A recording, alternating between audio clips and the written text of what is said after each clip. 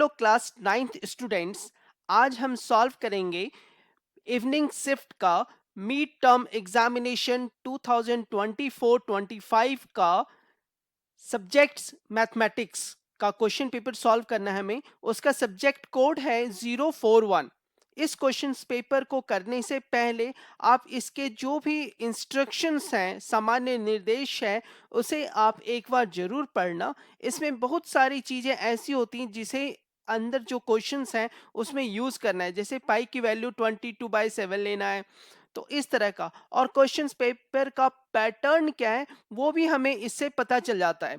इसमें देखो क्या दिया हुआ है, section A, section B, section C, section D, section E, 5 section में बांटा गया है। सेक्शन ए में क्या है, ऑब्जेक्टिव क्वेश्चन, एमसीक्यू क्वेश्चंस हैं। और सेक्शन बी में क्या है आपको, जिसमें से ऑब्जेक्टिव क्वेश्चन में जो होगा 19 नंबर और 20 number are the assertion reason type questions होगा, और सारे 1 मार्क्स के होते हैं। सेक्शन बी में क्या है, 21 से 25 नंबर क्वेश्चन है, जो very short answer type question होता है, जिसे 1 का 2 मार्क्स मिलता है। नाउ सेक्शन सी में देखो 26 नंबर से 31 नंबर तक है, और शॉर्ट आंसर टाइप क्वेश्चंस हैं जो 3 मार्क्स ईच है। सेक्शन डी में है 32 क्वेश्चन नंबर से 35 क्वेश्चन नंबर तक, जो लॉन्ग आंसर टाइप क्वेश्चंस होता है, इसे 5 मार्क्स मिलता है इसको सॉल्व करने के लिए। और सेक्शन ई जो है वो होता है केस बेस्ड स्टडी क्वेश्चंस होता है।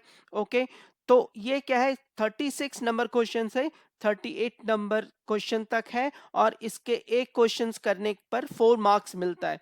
तो ये सारे इंस्ट्रक्शंस को केयरफुली रीड कर लेना, उसके बाद ही क्वेश्चन पेपर सॉल्व करना स्टार्ट करना, और जो आपको सबसे पहले आए उसे ही करना। जिस क्वेश्चंस में आपको डाउट रहे उसे आप लास्ट में करने की कोशिश करना। Question number 1 says that the value of root 6 multiply root 12 is, कह रहा है कि रूट 6 इंटू रूट 12 का मान क्या होगा। इसे निकालने के लिए क्या करते हैं कि दोनों को एक ही रूट में पहले लिख लो। ओके, तो क्या हो जाएगा, 6 इंटू 12 हमने लिख लिया। ओके, अब दोनों का फैक्टर्स निकालो। ठीक है, फैक्टर निकालोगे तो क्या हो जाएगा, देखो 6 का लिखोगे कैसे, 2 इंटू 3, और 12 का फैक्टर्स हो जाएगा 2 इंटू 2 इंटू 3। ठीक है, अब देखो पेयरिंग बनाने की कोशिश करो, ये 3 और ये 3 का पेयर हो जाएगा, और 2 का एक पेयर रह जाएगा, और एक 2 बच जाएगा अंदर साइड में। ठीक है, तो 3 2 जा कितना हो जाएगा, 6 रूट 2। ठीक है, तो 6 रूट 2, इसका मतलब ऑप्शन बी आपका करेक्ट हो जाएगा। क्वेश्चन नंबर 2 सेज दैट, इसमें क्या करना है, the abscissa of A point Q is negative and it's ordinate is positive.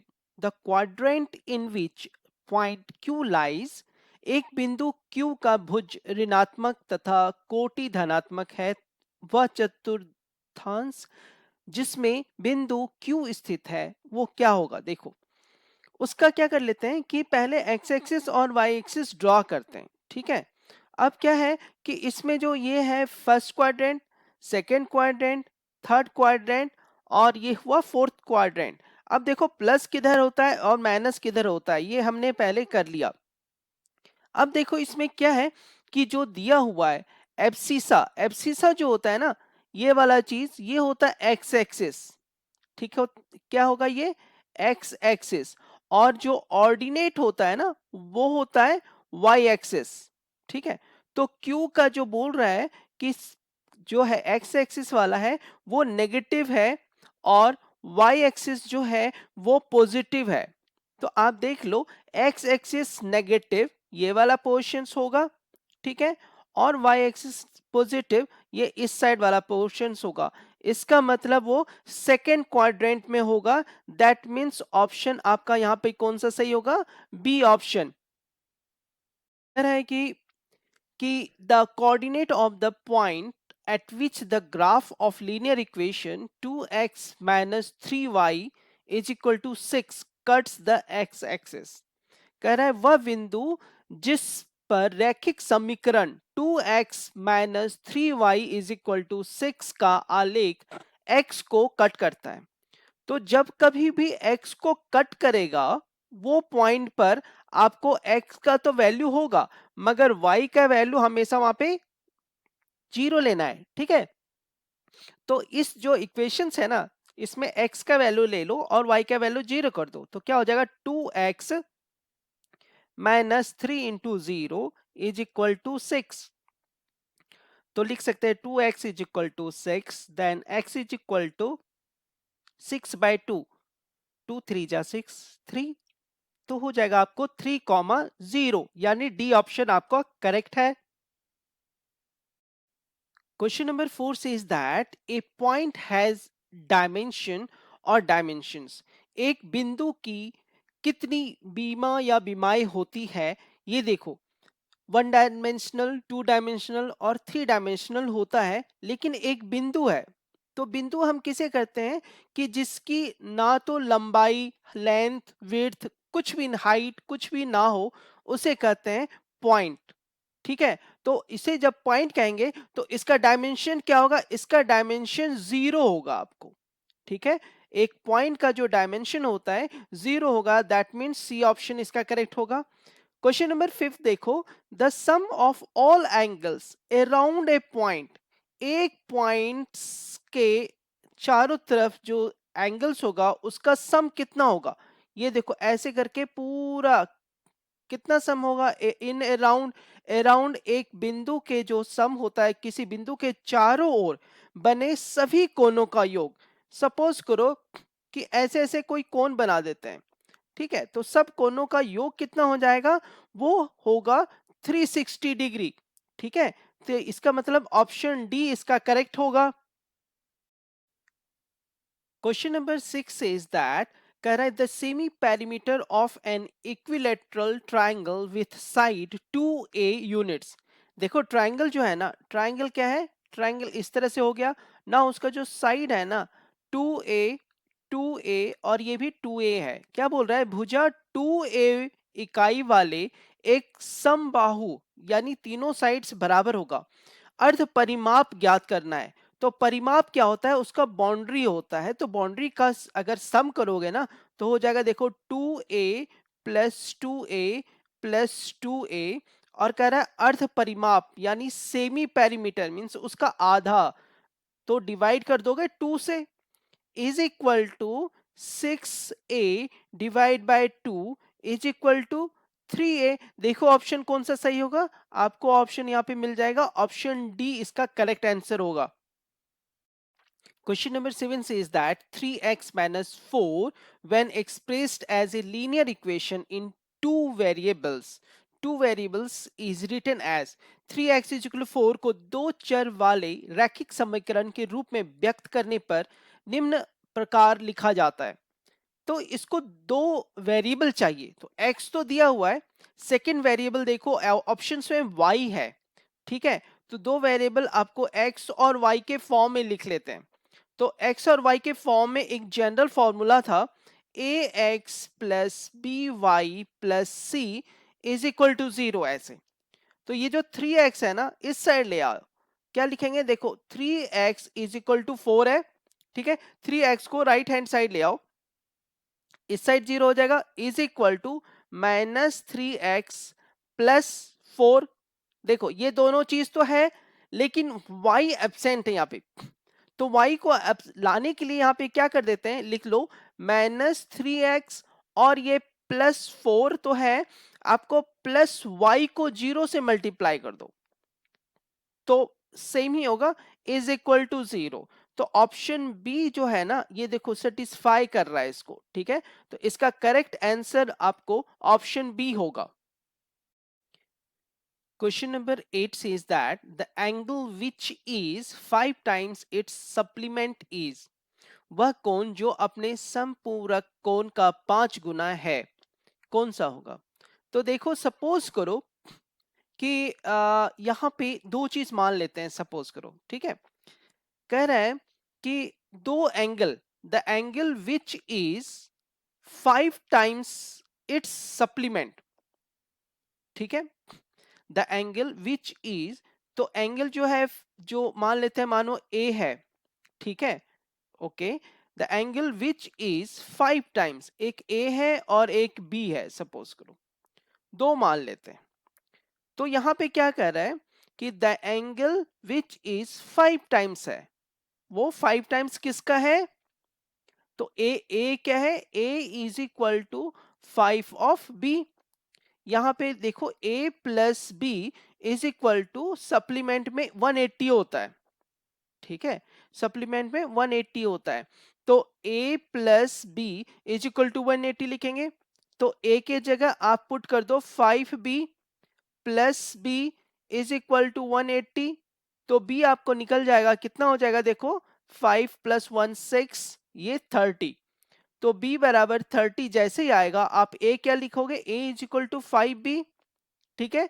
तो 5b करोगे तो 5 इंटू 30 150 डिग्री। ओके, तो क्या कहेगा? वह कोण जो अपने संपूरक कोण का 5 गुना है, 5 गुना वाला आपको लिखना है। तो a इज 150, दैट मीन्स आपको ऑप्शन ए करेक्ट हो जाएगा यहां पे आपको। Question number 9 says that decimal representation of 7/5 is, क्या होगा? कह रहा है कि 7/5 का दशमलव निरूपण क्या होगा। तो सबसे पहले क्या कर लो कि 7/5 जो है ना, 5 से 7 को डिवाइड कर दो, ठीक है। तो जब आप डिवाइड करोगे तो इसका आंसर आ जाएगा आपको, देखो 1.4, ठीक है। अब इससे आगे बढ़ेगा ही नहीं, तो यहां पे तो खत्म हो गया, ये 1.4 होते ही ये खत्म हो गया। ओके, तो क्या होगा? वो टर्मिनेटिंग हो जाएगा, डी, ठीक है, डी ऑप्शन सही होगा, मींस शांत होगा वो, ठीक है। तो ऑप्शन आपको यहाँ पे डी करेक्ट होगा। क्वेश्चन नंबर 10 का देखो, कह रहा है कि सॉल्यूशन ऑफ द इक्वेशन, ठीक है, कह रहा है समीकरण इसका हल निकालें। तो कैसे लिखेंगे? देखो 2x plus 1 is equal to X plus 5 है, ठीक है ना, ये दिया हुआ है। तो ये x जो है ना, इसको आप इस साइड ले आओ और ये जो 1 है उसे इस साइड लेकर जाओ। तो x को जैसे इधर लाओगे ये हो जाएगा 2x minus X is equal to 5 minus 1।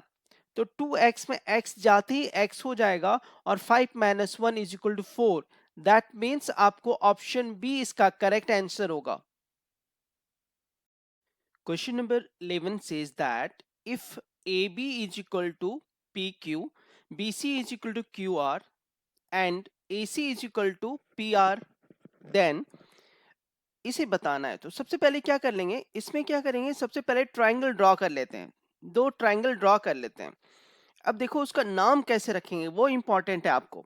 यहां कह रहा है यदि AB बराबर PQ है, तो आप टॉप से अगर स्टार्ट करो यहां से, तो यहां लिखोगे A और इस साइड लिखोगे बी, ऐसे। अब इसके कॉरिस्पॉन्डिंग ही ये वाला चीज लिख लेना, A B is equal to P Q है। तो ए बी इस साइड लिखा, तो यहीं पर लिखना आप पी और क्यू, ऐसा, ठीक है। Okay, now third point C लिख लेंगे यहाँ पे, पी क्यू आर यहां हो जाएगा। अब देखो इसको बनाने की कोशिश करो, देखो क्या कर रहा है, ए बी बराबर पी क्यू, एक लाइन ये डाल दो, बराबर पी क्यू, ये हो गया। उसके बाद बोल रहा है बीसी बराबर क्यू आर, ये जो बीसी है वो है आपको क्यू आर के बराबर, ऐसे, ठीक है। नाउ उसके बाद बोल रहा है A C is equal to P R, A C 1 2 3 marking कर दो ताकि इजी पड़े, पी आर देखो। ओके, नाउ ऐसे कर लिया हमने, अब दिख रहा है हमें। अब क्या करते हैं कि चेक करना है कि इनमें से कौन सा दोनों ट्रायंगल को कंग्रुएंट्स बताता है, सर्वांगक्षम बताता है, ठीक है। तो वो देखना कि इन तीनों को एक सीरीज करके दे दिया है। देखो जैसे आपको ट्रायंगल बी ए सी, उसके बाद दे रहा है, देखो हमारा होना चाहिए क्यू पी आर होना चाहिए, तो उसने आर पी क्यू लिख दिया, ठीक है। तो ये वाला आपको गलत हो गया। ओके, सेकंड वाला देखो यहाँ पे सी बी ए और दूसरा दे रहा है देखो पी क्यू आर, नहीं ये तो गलत कर दिया इसको। अगर सी बी ए लेना था तो आर क्यू पी करना था, सेकेंड वाला भी रॉन्ग हो गया। ओके, नाउ नेक्स्ट बढ़ते हैं सी पॉइंट पर। सी ए बी, देखो सी ए बी कंकरेंट्स है R P Q. R P Q ये सही है। देखो अगर आप इस तरह से फॉलो करते हो, ठीक है, तो आपको इस तरह से ही इस साइड में फॉलो करना होगा। आया समझ में? तो जिस तरह का पैटर्न होगा वो सही होगा। तो आपको ये वाला तो ऑप्शन सही हो गया। डीवी चेक कर लेते हैं। ट्रायंगल सी बी ए, सी बी ए, देखो ये तो हमारा होना चाहिए। क्यू पी आर बोल रहा है, क्यू पी आर तो होगा नहीं, हमें ऐसे लेकर चलना था फिर। ओके, आर क्यू पी होना था, यानी ये वाला भी आपको क्या हो जाएगा, फोर्थ वाला भी गलत है। दैट मीन्स आपको सिर्फ ऑप्शन सी सही है। क्वेश्चन नंबर 12 सेज दैट, क्या बोल रहा है, if x plus Y is equal to 10 दिया हुआ है, ठीक है, तो कहना है x प्लस वाई ये तो है ही, और plus z is equal to X plus Y की जगह 10 है और ये z। क्या कर रहा है, the above statement illustrates Euclid's, क्या होगा, डिफिनेशंस होगा, एक्सियोम होगा, या पोस्टुलेट होगा, या थ्योरम होगा। पूछ रहा है आपको x प्लस वाई बराबर 10 है, हो तो x plus Y plus Z बराबर, देखो x प्लस वाई की जगह 10 रख दिया और z रख दिया, होता है, ठीक है। उपरोक्त कथन यूक्लिड के किस चीज को दर्शाता है, परिभाषा को दर्शाता है, या अभिगृहित को दर्शाता है, या अभिधारणा को दर्शाता है, या प्रमेय को दर्शाता है। एक्चुअली ये जो है ना, ये है आपको आपको ये सारी चीजें लर्न करना होगा। डिफिनेशन, एक्सियोम, पोस्टुलेट्स, थ्योरम जो इक्लिड्स के हैं वो लिस्ट है एनसीईआरटी बुक में, वहां से लर्न कर जाओ। और देखो ये क्या है जो यहाँ पे इस क्वेश्चंस में दिया हुआ है ना, वो सेकेंड एक्सियोम है, ठीक है, सेकेंड एक्सियोम है, दूसरा अभिगृहित है, ठीक है। Question number 13 says that if angle XY बराबर 135 है, देन रिफ्लेक्स एंगल पूछ रहा है, प्रतिवर्ती एंगल पूछ रहा है, क्या होता है। तो इसका फॉर्मूला होता है reflex of X Y Z is equal to होगा आपको 360, ओके, माइनस जो आपको एंगल दिया हुआ है एंगल एक्स वाई जेड, ऐसे लिखेंगे, वो रिफ्लेक्स एंगल होता है, is equal to 360 minus X Y Z मुझे दिया है 135। तो आप माइनस करोगे तो आपको आ जाएगा, देखो यहाँ पे माइनस करते ही होगा 225 डिग्री। तो यहाँ पे देखो कौन सा ऑप्शन आपको सही होगा, आपको ऑप्शन करेक्ट होगा यहाँ पर ए वाला। Question number 14 says that to rationalize the denominator of 1 by root 2 plus 3 we will multiply by, किससे हम मल्टीप्लाई करेंगे इसको, कह रहा है 1 by root 3 2 plus 3 1 by root 2 plus 3 के हर को का परिमयकरण के लिए हम इसे निम्न से गुना करेंगे, किससे गुना करेंगे, तो जब भी मल्टीप्लाई करते हैं ना, मतलब देखो 1 बाय रूट 2 प्लस 3, इसको सॉल्व करने के लिए जब मल्टीप्लाई करते हैं ना, तो नीचे जो दिया हुआ है उसका जस्ट अपोजिट साइन लेना है, इसका अपोजिट साइन लेना है आपको। अपोजिट साइन का मतलब है रूट 2 माइनस 3, ठीक है, रूट 2 प्लस 3 है, तो आपको लेना है रूट 2 माइनस 3 से ऊपर नीचे मल्टीप्लाई कर दो। ओके, तो आपका यहाँ पे आंसर देखोगे ऑप्शन, तो option D is correct option होगा इसका।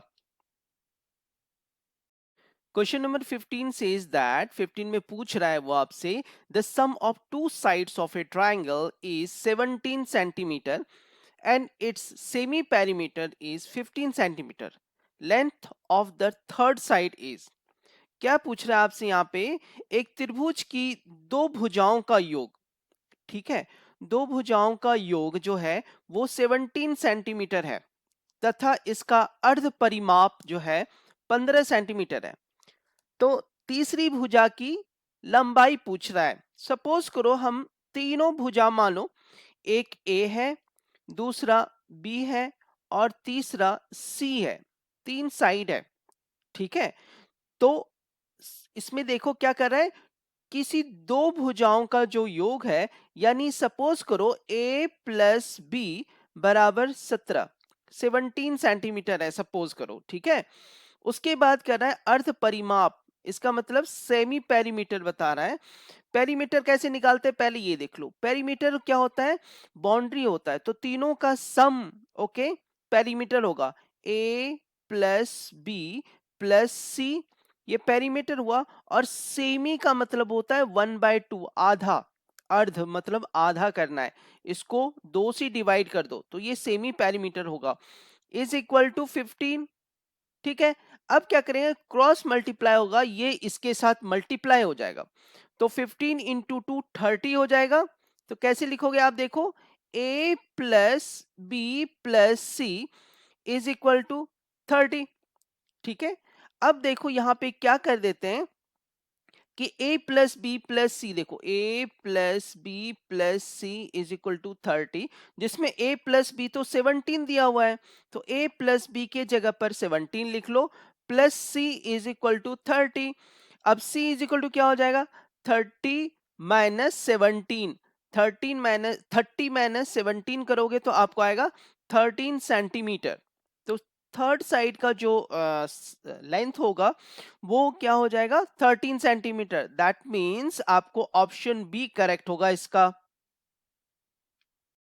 Question number 16 says that the angle between both coordinate axes is, क्या पूछ रहा है, दोनों निर्देशांक अक्षों के बीच बनने वाला कोण कितना होता है। तो सबसे पहले क्या करते हैं, एक्स वाई एक्सिस ड्रॉ कर लेते हैं। ओके, ग्राफ आपने देखा होगा, वहां एक्स एक्सिस और वाई एक्सिस ड्रॉ करते हैं। देखो एक्स एक्सिस ऐसा हो जाए, यहाँ पे एक्स एक्सिस, ठीक है, और ये वाई एक्सिस। ओके, ये पूछ रहा है कि इन दोनों के बीच का जो एंगल होगा ना, ये वाला, ये कितना होगा। तो इन दोनों के बीच का जो एंगल होता है ना, वो 90 डिग्री के बराबर होता है। एक दूसरे पे क्या होता है, परपेंडिकुलर होता है, लंब होता है। तो 90 डिग्री का मतलब क्या हो जाएगा आपको, ये राइट एंगल ट्राइंगल होगा, दैट मीन्स समकोण होगा, ठीक है। तो इसका ऑप्शन आपको बी करेक्ट होगा। Question number 17 says that if -20 is the solution of the linear equation दिया हुआ है 2x plus 3y is equal to k, then the value of k is, क्या कह रहा है आपको, यदि -20 रैखिक समीकरण 2x plus 3y बराबर k का हल है तो k का मान निकालें। तो ये जो है ना आपको जो दिया हुआ है, देखो -2 और 0, ये है कोऑर्डिनेट। तो इसका क्या होगा, ये होता है आपको x, ये होता है y। तो x के जगह पर -2 और y के जगह पर 0 पुट कर दो। ये जो गिवन इक्वेशन दिया हुआ है, तो गिवन इक्वेशन पहले आप लिख लो, 2x plus 3y is equal to K. अब 2 इंटू एक्स की जगह क्या रखोगे, -2 प्लस 3y के जगह 0 इज इक्वल टू के, ठीक है। अब देखो क्या होता है, ये -4 प्लस 0 इज इक्वल टू के। यहां से क्या हो जाएगा, आपको k की वैल्यू आ जाएगी, आपको k इज इक्वल टू -4। तो ऑप्शंस देखो, आपको ऑप्शंस ए आपको करेक्ट हो जाएगा। क्वेश्चन नंबर 18 सेज दैट, क्या बोल रहा है इसमें, if point R lies between two points P और क्यू के बीच में है, such that P R is equal to Q R. देख लो, ये जो पी आर है ना, ये जो लाइन है बराबर क्यू आर के बराबर, यानी ये दोनों बराबर है, यानी आर क्या है, देखो मिड पॉइंट हो गया। आर क्या हुआ हमारा, मिड पॉइंट हो गया। कहना है यदि बिंदु आर बिंदु पी और क्यू के बीच इस प्रकार स्थित है कि पी आर बराबर क्यू आर है, तो ये क्या होगा, मध्य बिंदु होगा पी क्यू का। तो जब मध्य बिंदु होगा तो इसमें से देख लो ऑप्शंस क्या हो जाएगा आपको। ओके, ऑप्शंस देख लो, P R is equal to P Q नहीं हो सकता है। देखो पी आर इतना छोटा है और पी क्यू इतना बड़ा है, कभी भी बराबर नहीं होगा। दूसरा ऑप्शन देखते हैं पी क्यू, ये वाला जो साइड है वो है 1/2 ऑफ पी आर, ये जो पी आर है उसका भी आधा नहीं हो सकता। ओके, तो देखो पहले ये वाला ऑप्शन आपको रॉन्ग हो गया, फर्स्ट वाला। देन सेकेंड वाला ऑप्शन रॉन्ग हो गया।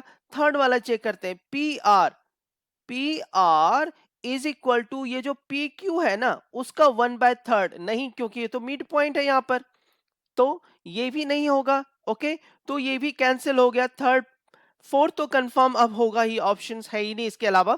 नाउ चेक कर लेते हैं, देखो क्यू आर, ये जो साइड है Q R is equal to P Q का आधा होगा। Yes, it's correct. ओके, तो यहां पे ऑप्शन डी करेक्ट हो जाएगा आपका।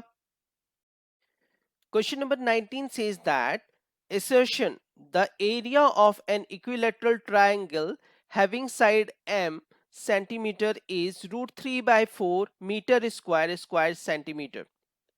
ठीक है, कह रहा है अभिकथन में भुजा m सेंटीमीटर सेमी वाले एक समबाहु त्रिभुज का क्षेत्रफल √3/4 m² वर्ग सेंटीमीटर होता है।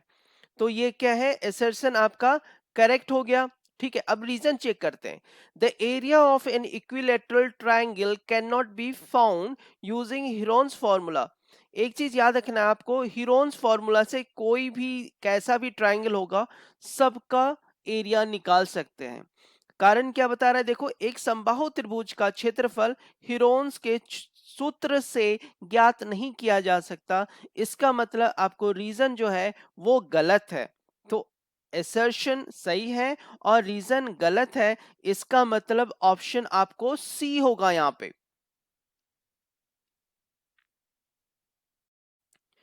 क्वेश्चन नंबर 20, एसर्शन दिया हुआ है, इसमें क्या कर रहा है कि इन द गिवन फिगर, जो फिगर दिया हुआ है P Q are, P Q are आप इस तरह से लो, ऐसे करके फॉलो करो।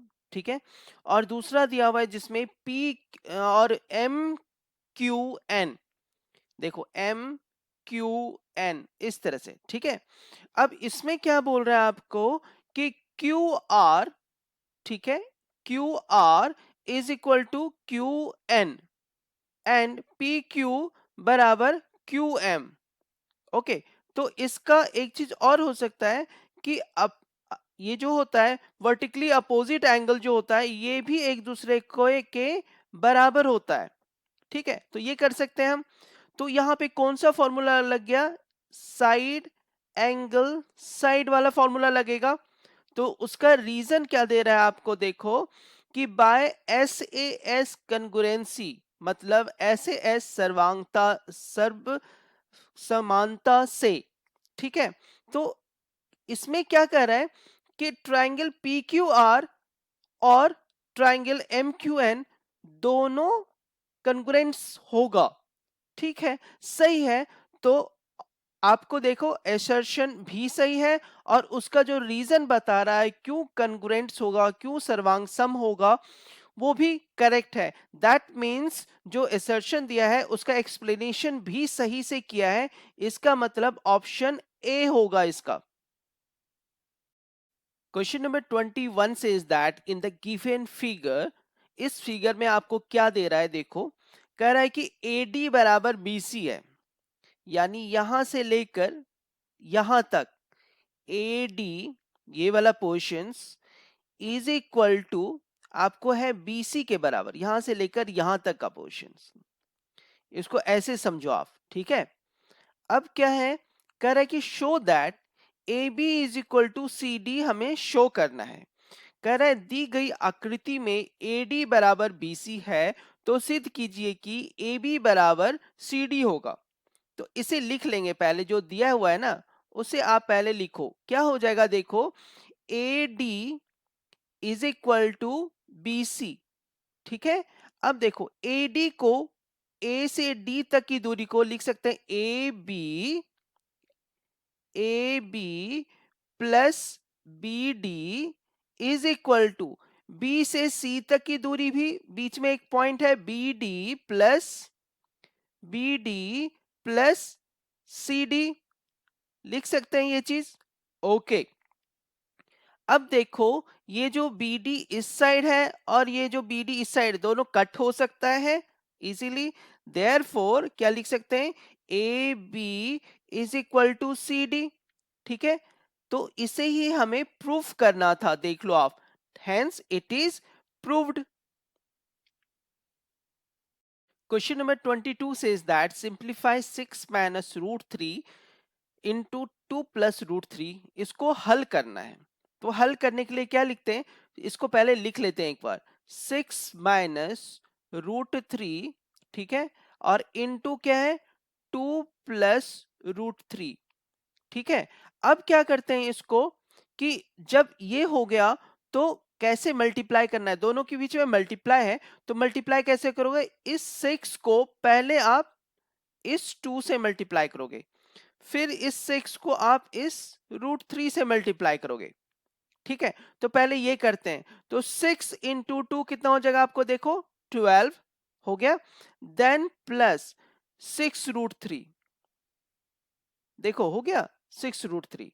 अब नंबर सेकेंड, अब दूसरी बार में क्या करेंगे यहाँ पे, कि ये जो रूट 3 है, रूट 3 लेकिन यहाँ पे माइनस है, ओके, तो ये रूट 3 माइनस रूट 3 से सबको मल्टीप्लाई कर दो, तो माइनस रूट 3 से 2 को मल्टीप्लाई करोगे तो क्या हो जाएगा देखो, माइनस 2 रूट 3, ये हो गया। नाउ माइनस रूट 3 और प्लस रूट 3, माइनस रूट 3 3 हो जाएगा। आगे समझो यहां तक, ओके। अब क्या लिखते हैं, जो सिमिलर होगा ना उसे साइड रख लो, जैसे यहां क्या हो गया आपको देखो, इज इक्वल टू में आप लिखना 12, ये 12 है, और ये जो 3 है ना उसे यहां ले लो, -3 एक बन गया, देन प्लस 6 रूट 3, और ये क्या है, -2 रूट 3, इनको सॉल्व करना है आपको, तो 12 minus 3 is equal to 9, then plus 6 root 3 में 2 रूट 3 चला जाएगा, तो आपको यहां पे रहेगा 4 रूट 3, तो ये इसका आंसर आएगा। Question number 23 says that in the given figure, if AB is equal to CD and AD is equal to BC, then prove that। ये जो ट्राइंगल को कन्ग्रुएंट प्रूफ करना है, हमें क्या कर रहा है, दी गई आकृति में यदि AB बराबर CD है तथा AD बराबर BC है, तो सिद्ध कीजिए कि, जो सिद्ध करना है ना, उन दोनों ट्राइंगल में देखो कुछ सिमिलरिटी है या नहीं है। तो कौन कौन सा ट्राइंगल लेना है, देखो ट्राइंगल ADC, ठीक है, और दूसरा ट्राइंगल लेना है आपको ट्राइंगल CBA। ओके, कुछ इस तरह से। अब देखोगे ना, ADC, ADC, तो ये वाला जो है ADC, ये वाले ट्राइंगल्स में आप देखने की कोशिश करो, इस ट्राइंगल में कौन सा है, AD is equal to BC, देखो AD is equal to BC है, तो सबसे पहले लिख लेंगे AD is equal to BC। दूसरा देखो क्या है, AB बराबर CD दिया हुआ है, CD इस साइड है इस ट्राइंगल में, तो सबसे पहले आप लिख लो CD is equal to AB, लिख सकते हैं, ओके। नाउ अब क्या है, दोनों जो ट्राइंगल है ना एक ही बेस पर है, AC दोनों में कॉमन है, देखो दोनों ट्राइंगल में AC दोनों में कॉमन है, AC is equal to AC। तो यहां पे देखो हमने क्या किया, साइड साइड साइड, ठीक है, तो तीनों तो साइड है, साइड, तो हम लिख सकते हैं according to the SSS rule, ये जो दोनों ट्राइंगल है ADC क्या होगा, सर्वांगसम होगा, कन्ग्रुएंट होगा दूसरे ट्राइंगल का CBA का, hence this is proved. Question number 23 का और अथवा क्वेश्चन है, ये क्या कर रहा है कि prove that angles opposite to equal sides of a triangles are equal. क्या करना है, सिद्ध करना है आपको कि त्रिभुज की बराबर भुजाओं के सम्मुख कोण बराबर होते। तो एक ट्राइंगल सबसे पहले ड्रॉ कर लो, ABC, ठीक है, उसके बाद क्या करते हैं, इसमें एक कंस्ट्रक्शंस करते हैं इसमें, कि एंगल ए को डिवाइड करते हुए बाइसेक्टर ऑफ एंगल ए बनाना है जो डिवाइड करेगा एंगल ए को और बीसी को कट करेगा डी पॉइंट पर। ठीक है, तो एंगल ए को दो पार्ट में डिवाइड किया। अब इस ट्राइंगल में हमें मानना है कि A B is equal to A C. ठीक है, अब क्या करेंगे कि दो ट्राइंगल्स हो गया, इसमें दोनों ट्राइंगल्स में देखते हैं क्या क्या सिमिलरिटीज हैं। तो क्या करेंगे, इन ट्राइंगल कौन कौन सा लेना है, देखो ट्राइंगल बी ए डी और दूसरा होगा आपको C triangle C A D. ठीक है, ये लिया हमने। अब इस दोनों में देखो क्या है, ए बी और ए सी इक्वल है। ये हमने दो साइड्स को इक्वल कर लिया। सबसे पहले A B is equal to A C, और दूसरा क्या है, हमने कंस्ट्रक्शन से बनाया है कि ये जो एंगल है ना, ये दोनों डिवाइड किया हमने एंगल ए को।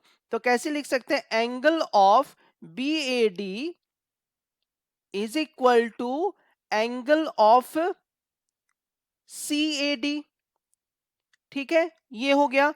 और जो AD है ना, देख लो दोनों में कॉमन है, तो लिख सकते हैं AD is equal to AD। तो क्या हो गया, देखो side angle side SAS rule से लिख सकते हैं कि ये दोनों ट्राइंगल जो है वो कन्ग्रुएंट्स है, मतलब ट्राइंगल BAD, ठीक है, BAD is congruents with triangle CAD। जैसे कन्ग्रुएंस होता है तो ऑल कॉरेस्पॉन्डिंग एंगल और साइड्स इक्वल हो जाता है। तो हम क्या लिख सकते हैं, angle B is equal to angle C। इसको कैसे लिखेंगे, angle of A B D is equal to angle of ACD using CPCT। ठीक है, यूजिंग CPCT होता है ये चीज। अब क्या करेंगे कि इसको आप ऐसे भी लिख सकते हो, angle B is equal to angle C. Okay, अब ध्यान से देखो, इक्वल साइड्स क्या पूछा है, देखो that angles opposite to equal sides of a triangle are equal.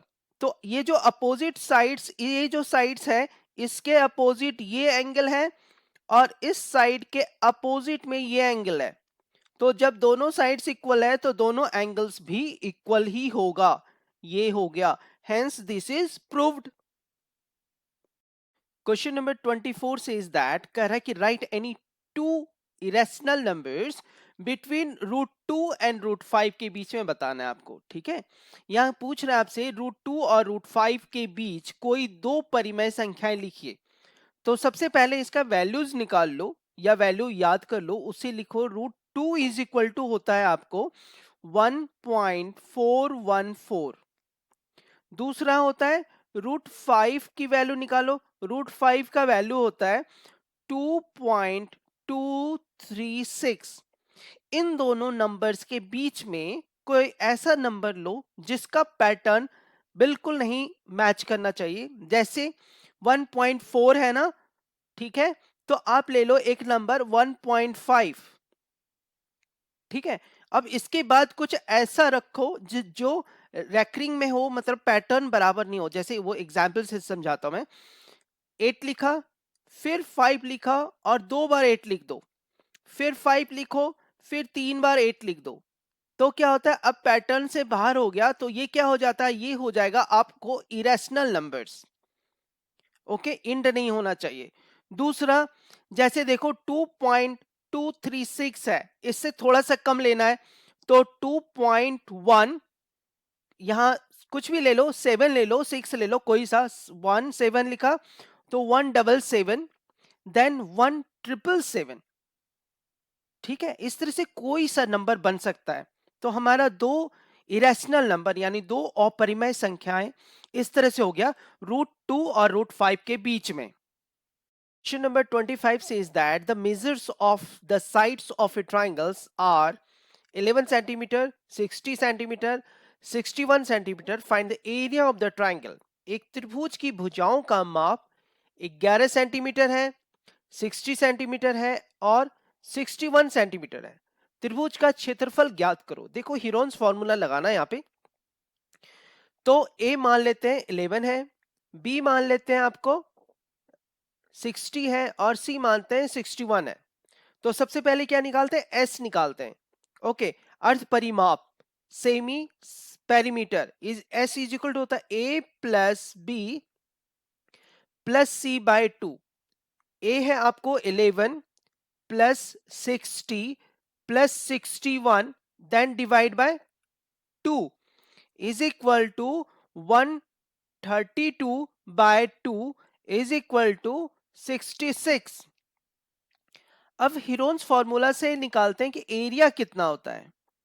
Area is equal to, formula होता है, आप लिख, सबसे पहले फॉर्मूला लिखा करो।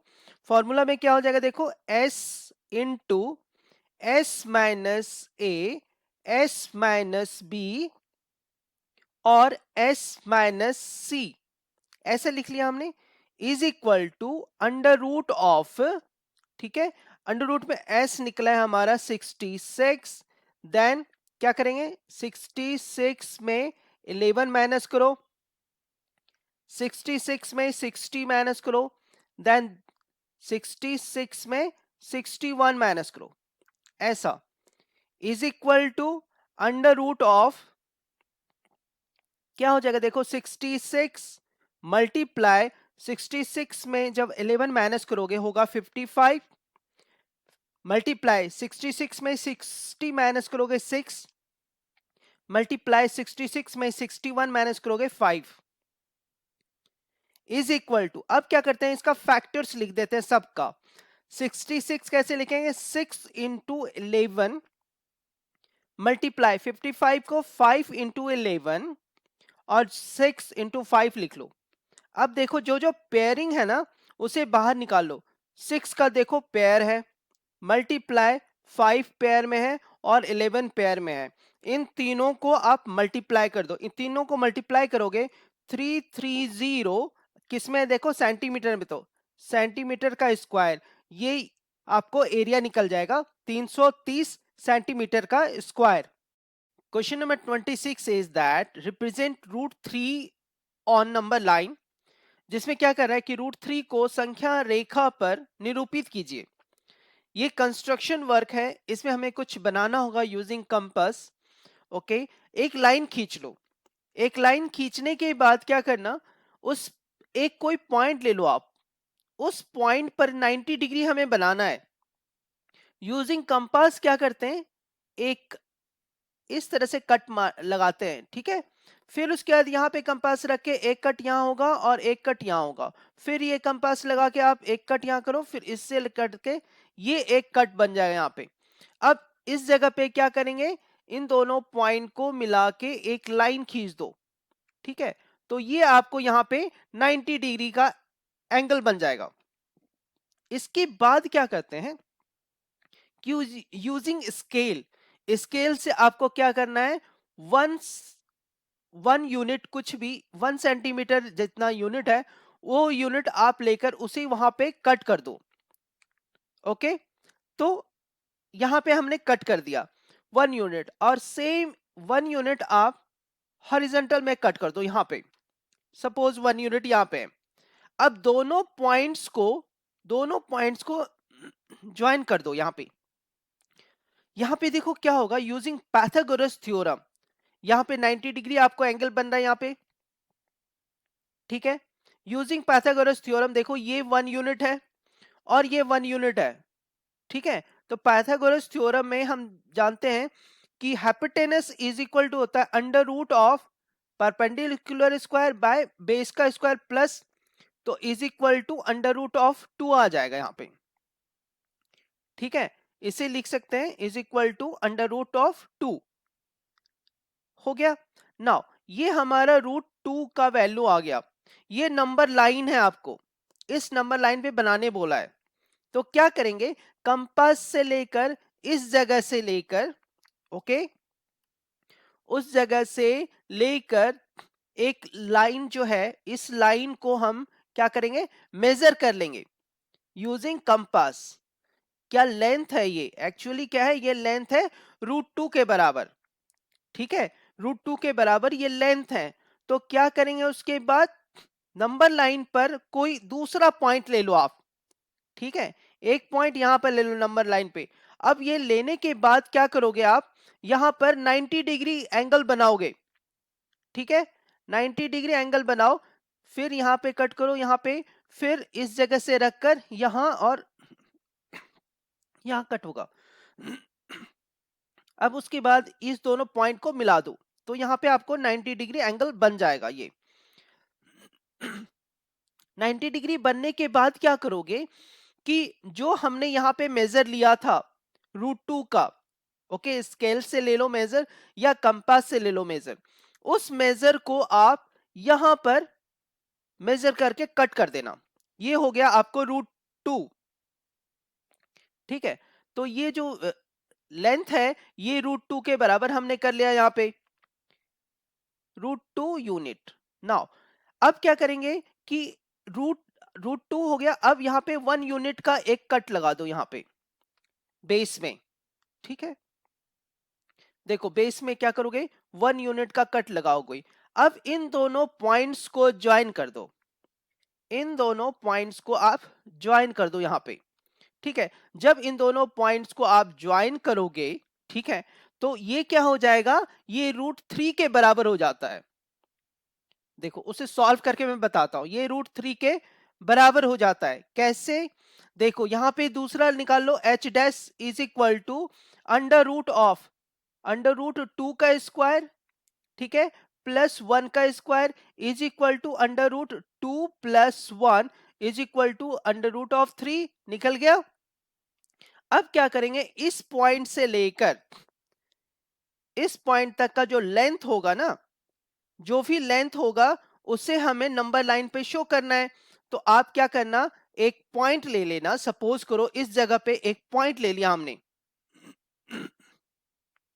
ओके, एक पॉइंट ले लिया, तो ये जो लेंथ है, जितना लेंथ है उसका मेजर करके आप इस लाइन पर उसे रख दो, ठीक है, और उसे यहां पे कट कर दो, ओके।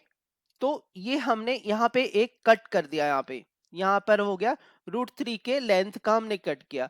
तो यहाँ पे a रख दो और यहाँ पे b लिख दो। तो ये जो ए बी है ना, ए बी का जो लेंथ होगा इज इक्वल टू ये √3 के बराबर होगा, ओके। क्वेश्चन नंबर 26 का और अथवा क्वेश्चन है, पूछ रहा है उसमें, if 2⁵x into 2⁵x is equal to under root of 5 2⁵30, then find the value of x। ये जो भी दिया हुआ है उसके बाद ये पूछ रहा है x का मान ज्ञात कीजिए। तो इसे सॉल्व कर देते हैं, ये जो लिखा हुआ है इसके बाद क्या होगा, देखो ये फॉर्मूला है आपको, a⁴m into a⁴n is equal to होता है a⁴m प्लस n, ओके। इसी फॉर्मूला को यूज करो तो इसके बाद लिख सकते हैं 2⁵5x plus x is equal to, इस साइड क्या हो जाएगा, 2⁵30/5, ठीक है। अब ये 5 से कट करोगे 30 को तो 6 टाइम्स में कट होगा, इज इक्वल टू क्या लिख सकते हैं, 2⁶। तो इसको फिर से लिखते हैं, 2⁶x इज इक्वल टू 2⁶, दोनों 2 के ऊपर ही पावर है तो पावर बराबर हो जाएगा। 6x इज इक्वल टू 6, तो x is equal to 1।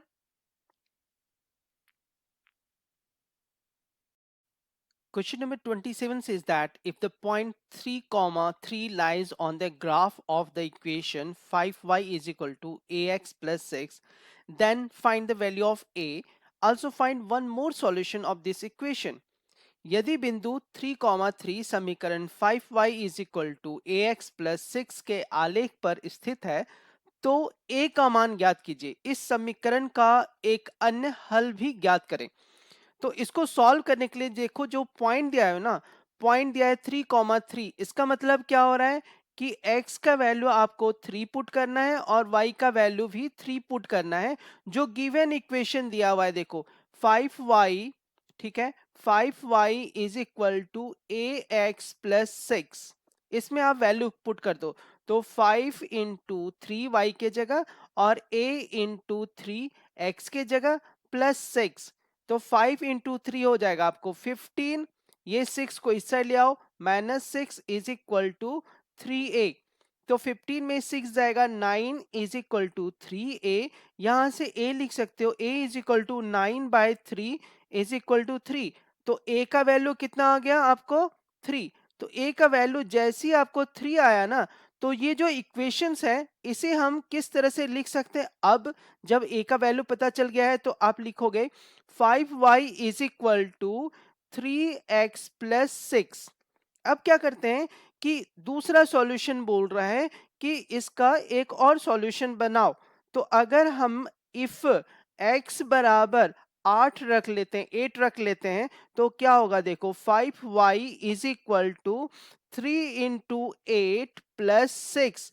8 into 3 24 plus 6 is equal to कितना होता है? 30। तो 5y is equal to 30, then y is equal to 6। ठीक है, तो हमारा जो नेक्स्ट दूसरा जो सॉल्यूशन बनता है ना, वो सॉल्यूशन होगा आपको 8,6। Question number 28, the perimeter of a triangle whose sides are in the ratio दिया हुआ है 3:4:5 is 120 centimetre. Find the area of this triangle. ठीक है, तो इसको आप क्या कर सकते हो? x के मल्टीपल्स में लिख लो, इसे x के मल्टीपल में लिख लो, क्योंकि यहाँ पे दिया हुआ है एक त्रिभुज का परिमाप जो है, जिसकी भुजाओं का अनुपात दिया हुआ है 3:4:5, 120 सेंटीमीटर है। इस त्रिभुज का क्षेत्रफल ज्ञात कीजिए। तो इसे क्या लिख लेंगे? देखो 3x प्लस 4x, ठीक है, plus 5x is equal to 120। फिर से क्या लिख सकते हैं? देखो 3 और 4 7 plus 5 12x is equal to 120। यहां से आपको निकल जाएगा x का वैल्यू इज इक्वल टू 10। जैसे ही x का वैल्यू 10 आएगा, इनको मल्टीप्लाई कर दो इससे। तो 3 से मल्टीप्लाई करोगे तो 30 हो जाएगा ना, 4 से मल्टीप्लाई करोगे 40 और 5 से मल्टीप्लाई करोगे 50। तो ये क्या हो गया? Sides of the triangle. जैसे साइड्स ऑफ द ट्राइंगल हो गया, हीरोन्स फॉर्मूला इस्तेमाल करना है। हीरोन्स फॉर्मूला इस्तेमाल करने के लिए क्या करते हैं? पहले सेमी पेरीमीटर निकालते हैं। सेमी पेरीमीटर क्या है आपको पता है? आपको S is equal to a plus B plus C divide by 2। तो यहाँ पे a क्या है देख लो आप, is equal to 30 plus 40 plus 50, okay, divide by 2। तो कितना आ जाएगा? देखो 3 4 7 प्लस 5 120, ओके, डिवाइड बाय 2। तो यहां से आपको x की वैल्यू आ जाती है 60। ओके, नाउ अब क्या करेंगे? यूजिंग हीरोन्स फॉर्मूला, एरिया क्या होता है? फॉर्मूला लिखोगे सबसे पहले, एरिया इज इक्वल टू होता है अंडर रूट ऑफ, ठीक है, under root of s into s minus A, s minus B, फिर s minus C, third sides is equal to under root, ठीक है, क्या हो जाएगा? देखो पहले s लिखेंगे 60, 60 माइनस 30, a का वैल्यू 30 है, ओके। नाउ b का वैल्यू क्या है? 60 माइनस 40, ओके। और दूसरा क्या है आपको? 60 माइनस 50, ऐसा लिख लेंगे हम, ओके। अब क्या है? Is equal to under root of, ठीक है, अंडर रूट में क्या लिखेंगे यहां पर कि 60 इंटू 60 में 30 गया, यहाँ पे 30 इंटू 60 में 40 गया, दैट इज 20 इंटू 60 में 50 गया इज द 10, ओके। अब देखो जितने भी जीरोस है ना, उसे आप साइड कर लो। साइड करने का मतलब क्या है कि ये 4 टाइम्स में 10 है, तो यहां से लिख लो आप 4 टाइम्स में 10, 10 इंटू 10 इंटू 10 इंटू 10 लिख लिया हमने, ओके। नाउ 6 3 2 बचा है, 6 को क्या लिख सकते हैं? 2 इंटू 3 इंटू ये क्या हो जाएगा आपको 3 into 2। तो देखो 3 into 2 जो है ना, या 2 into 3, ये डबल्स है, तो इसको 3 into 2 इज द 6। ओके, 10 जो है वो 4 टाइम्स है, तो 2 टाइम्स आप बाहर ले सकते हो उसे, यानी 100 इज इक्वल टू 0 0, यानी 600 हो गया। Area is equal to 600। यहाँ पे दिया हुआ है सेंटीमीटर, तो आप लिखोगे सेंटीमीटर का स्क्वायर, तो एरिया आपको कितना हो जाएगा 600 सेंटीमीटर स्क्वायर। क्वेश्चन नंबर 28 का और ऑप्शनल क्वेश्चन है ये, अथवा क्वेश्चन है। क्या कहना है कि the unequal side of N isosceles triangle. देखो आइसोसेलेस ट्रायंगल का मतलब है कि दो साइड्स उसमें इक्वल होगा और एक साइड इक्वल नहीं होगा। तो जो इक्वल नहीं है उसका दे रहा है triangle is 4 centimetre and its perimeter जो है 20 सेंटीमीटर दिया है। तो पूछ रहा है कि फाइंड इट्स एरिया। अथवा क्वेश्चंस में क्या है कि एक समद्विबाहु त्रिभुज की असमान जो भुजा है वो 4 सेंटीमीटर है, तथा इसका परिमाप जो है ना 20 सेंटीमीटर है।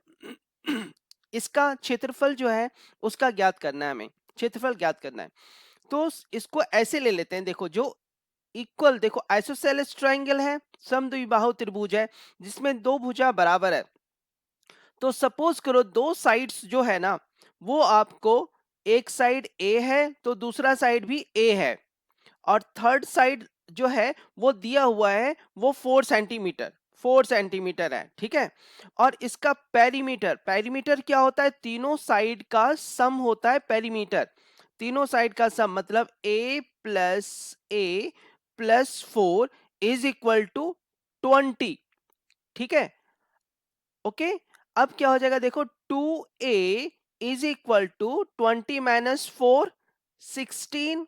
इसे जब सॉल्व करोगे तो a का वैल्यू आ जाएगा 8, ठीक है। तो अब देख लो कि आपको ट्राइंगल का जो साइड्स है वो क्या क्या हो गया, 8 8 एंड 4, ये तीन साइड मिल गए हमें, तीन साइड मिल गया। अब क्या करेंगे, हीरोन्स फॉर्मूला यूज करेंगे। हीरोन्स फॉर्मूला यूज करने से पहले क्या निकालते हैं, उसको सेमी पेरीमीटर निकालते हैं। तो सेमी पेरीमीटर का फॉर्मूला होता है S इज इक्वल टू, क्या होता है, a+b+c/2, ठीक है। ऐसे लिख लो a+b+c/2 is equal to 8+8+4/2 is equal to 8+8 कितना हो जाएगा 16+4, 20, 20/2 इज इक्वल टू 10। तो S बराबर 10 आ गया। अब एरिया निकालते हैं, एरिया यूजिंग हीरोन्स फॉर्मूला। उसका फॉर्मूला क्या होता है, Heron's formula is equal to होगा, आपको देखो सबसे पहले आप फॉर्मूला ही लिखना, S into S minus A, S minus B और S माइनस सी, ये लिख लिया हमने। नाउ अब कॉरेस्पॉन्डिंग वैल्यूज इसमें पुट करो, ठीक है।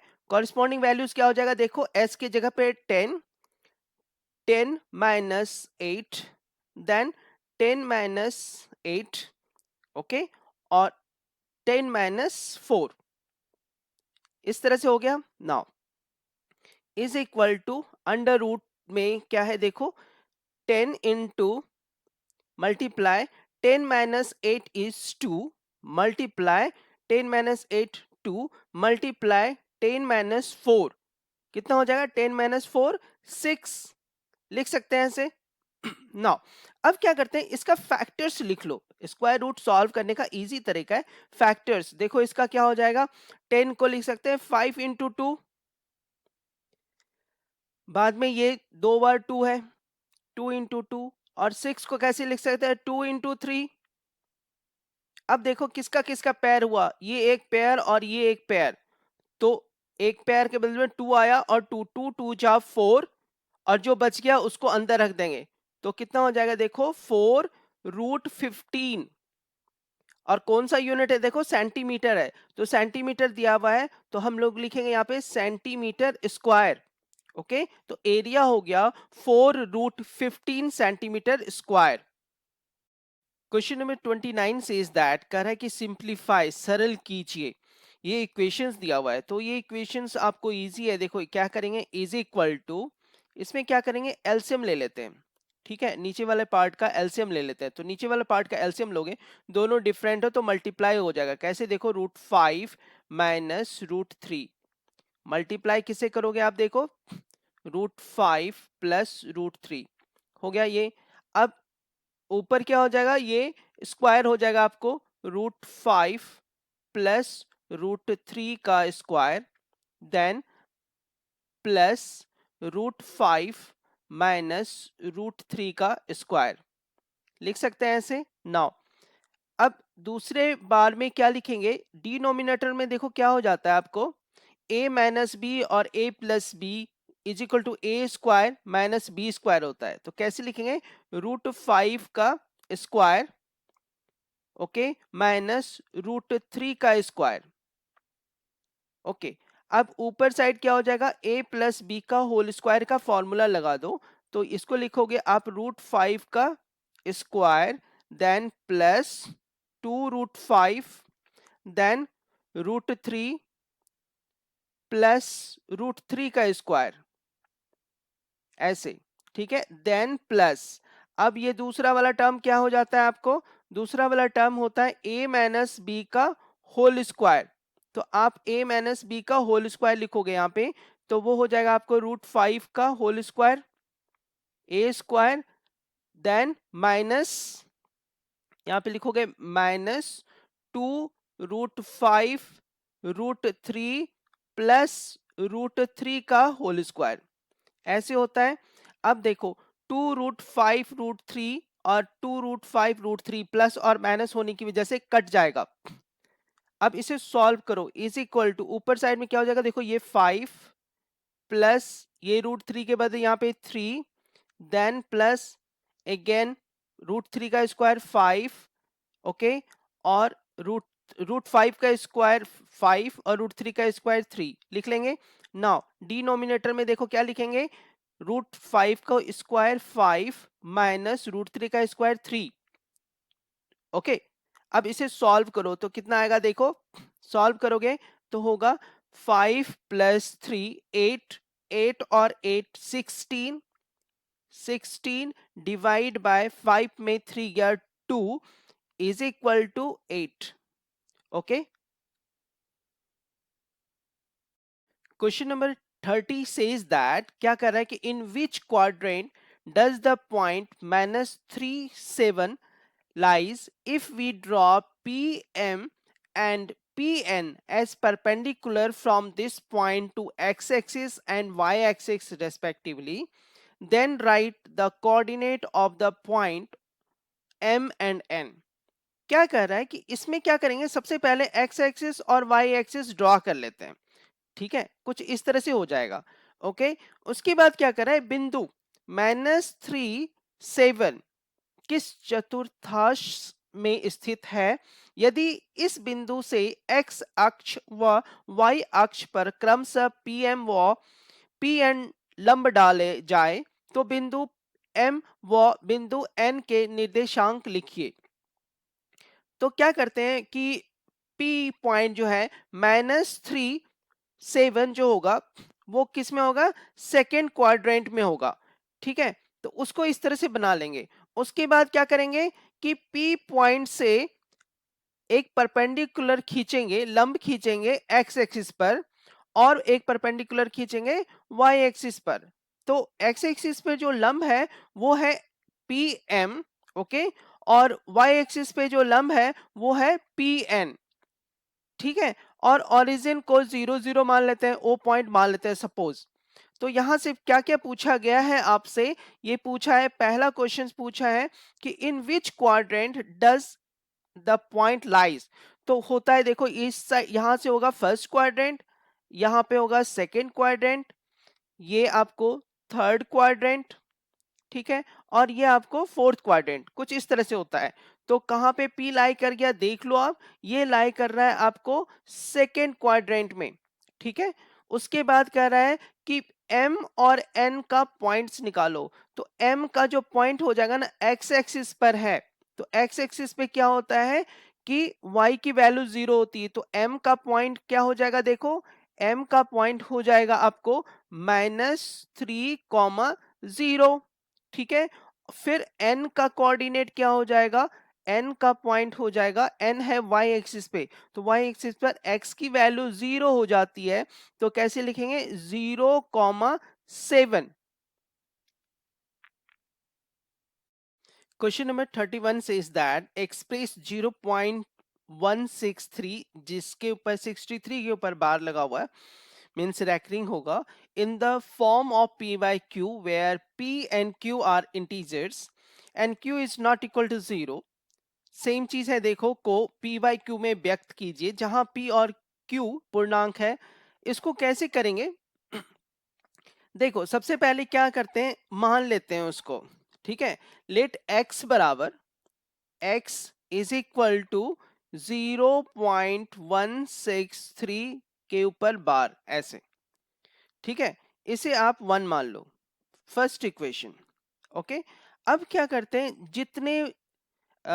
जितने डिजिट रैकरिंग में होता है, रिपीटेड होता है, जितने अंक रिपीट होते हैं ना, उसको क्या करते हैं उतने ही से मल्टीप्लाई, जैसे 2 डिजिट रिपीट कर रहा है तो 100 से मल्टीप्लाई करेंगे, एक डिजिट रिपीट करेगा तो 10 से मल्टीप्लाई करेंगे, इस तरह से। तो इसको क्या करेंगे 100 से मल्टीप्लाई करेंगे ऑन बोथ साइड्स, तो कितना आ जाएगा आपको, देखो 100x इज इक्वल टू क्या हो जाएगा, देखो 16 आगे आ जाएगा, 16.3 हो गया, और 63 के ऊपर फिर से बार लग गया।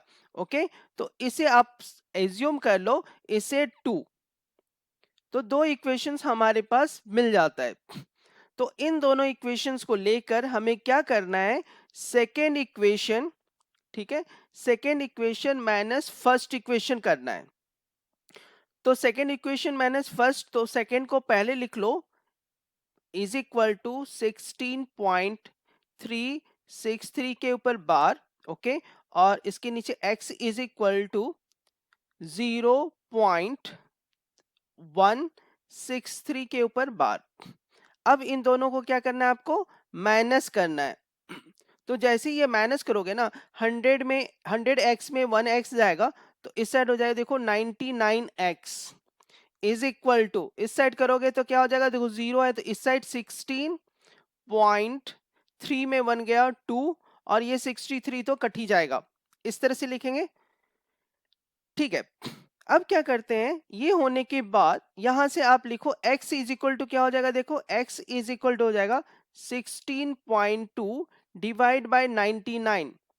उसके बाद क्या करते हैं कि ये डेसिमल हटाते हैं, तो डेसिमल हटाएंगे तो एक डिजिट है तो 10 नीचे आ जाएगा, देन x की वैल्यू कितना हो जाएगा 162 बाय 990। इसका मतलब जो हमें दिया हुआ था 0.163 के ऊपर recurring, that is equal to 162 by 990, ये p बाय q के फॉर्म में आ गया। Question number 32 says that write 2x minus 1 is equal to 3y plus 10 in the form of ax plus by plus c is equal to 0, and find the values of a, b and c. Also find any two solutions of the equation. How many solutions can this equation have? जो दिया हुआ है उसे a x plus B Y plus C is equal to 0 के रूप में व्यक्त कीजिए, और ए बी और सी का मान ज्ञात कीजिए। इस समीकरण के कोई दो हल भी ज्ञात कीजिए। इस समीकरण के कितने हल हो सकते हैं?